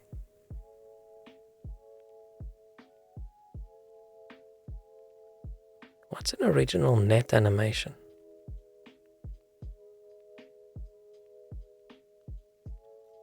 Were these the shows that were actually on TV? Do they actually still make a...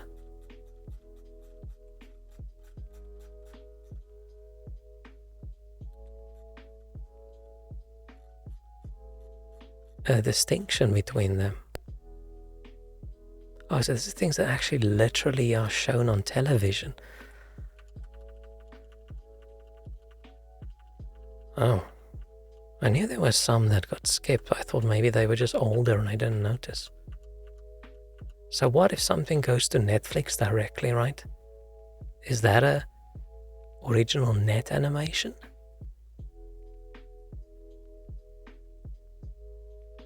Let's quickly scroll through. No, this looks familiar. This looks familiar, I haven't seen this. But yeah, isn't this illustrated by the dude that made Dragon Ball?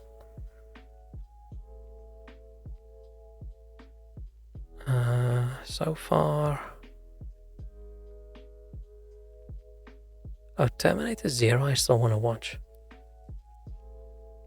I think I've heard it's good. Beastars I've never watched.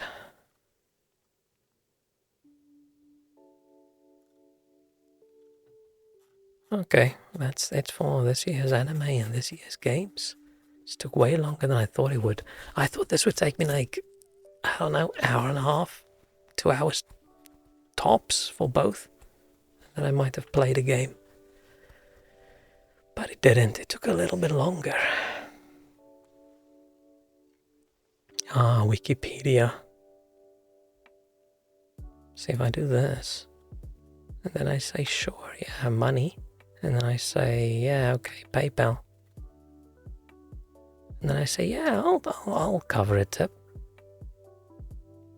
And I say, can we follow up and let you know if you need your help again? Blah, blah, blah, blah, blah.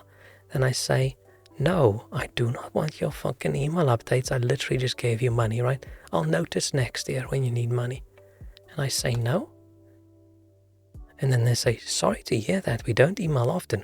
Would you consider changing your mind? I'm like, no, fuck off. I said no. It's not actually that bad. It's not actually that annoying, right? I can just go and click there now. But, grrr. I said no, damn it. Don't guilt trip me. Like, I don't understand. I don't understand why they go through like this much effort. Big red box. Why?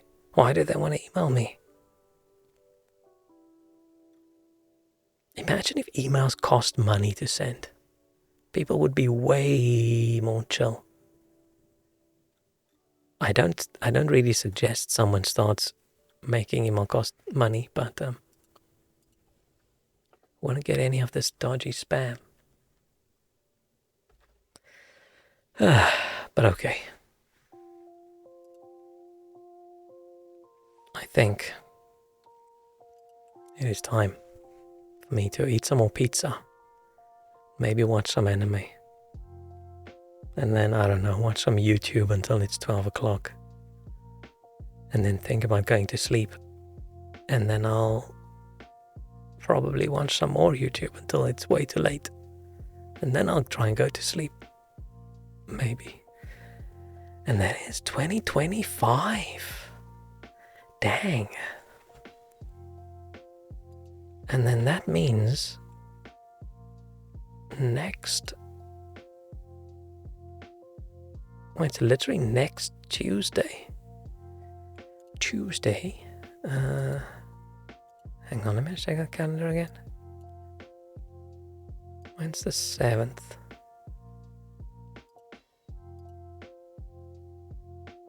Yeah. Next Tuesday is my 3-year streaming anniversary. Which so far I think I've successfully always managed an anniversary stream, so let's hope for that. But I'm going to try and stream in between. And yeah, that's the main big next goal stream. Then we'll just go through the videos, go through the VODs of the last year, and just check, what do we do?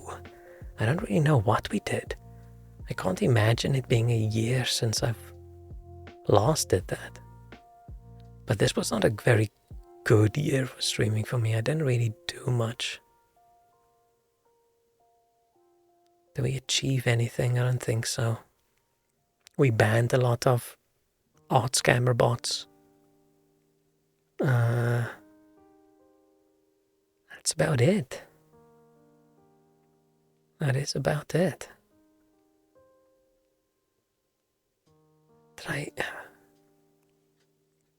Oh, we finished Hollow Knight, I think, right? That was this year. So maybe we did something. Sorry, my voice is sneaking away for some reason.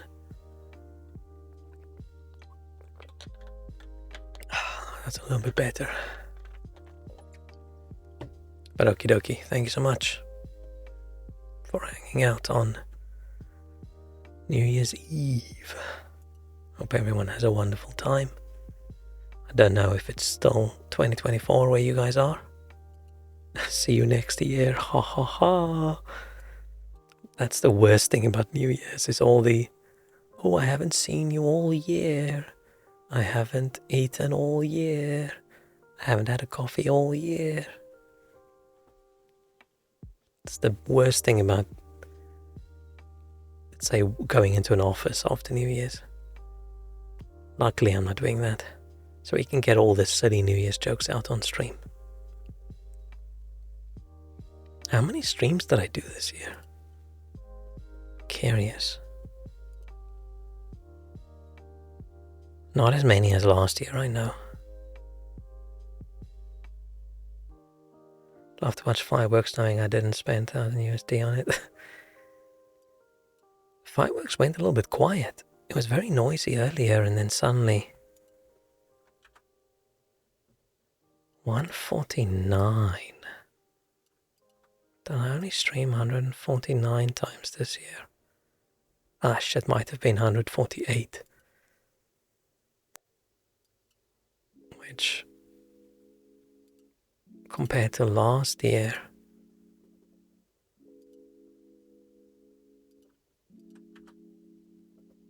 $189. I mean, not that big of a difference. WS going against wind, rain, and storm. I'm assuming fireworks are just expensive and people didn't have a lot of money and they accidentally shot them all off. A little bit of a premature firework situation. I'm sure when it gets closer to 12 o'clock, there's going to be a lot of explosions outside. I would like to go to a big fireworks show again. Over there used to be like the big one at like I never go to the central city one. There's just too many people. Like around the river, there's just too many people. I don't want to do that. But I've gone to like the Battersea Park one, which is like old converted power station thing. And in the park, they usually do like big fireworks show, and like a big massive bonfire, big enough that when you're like, oh no, that's usually probably bonfire night rather than New Year's. Never mind, I'm talking nonsense. That's bonfire night. But yeah, they made such a big bonfire that I feel like I'm standing 20 meters away from it and it's too hot. You have to look away. New Year's, I just stay home. Avoid the people. Too many of them. But okay. Thank you so much again. I'm really gonna go this time. Have a nice night. Enjoy. Don't explode. Have good food. Have good drink. Cheerio. Bye-bye.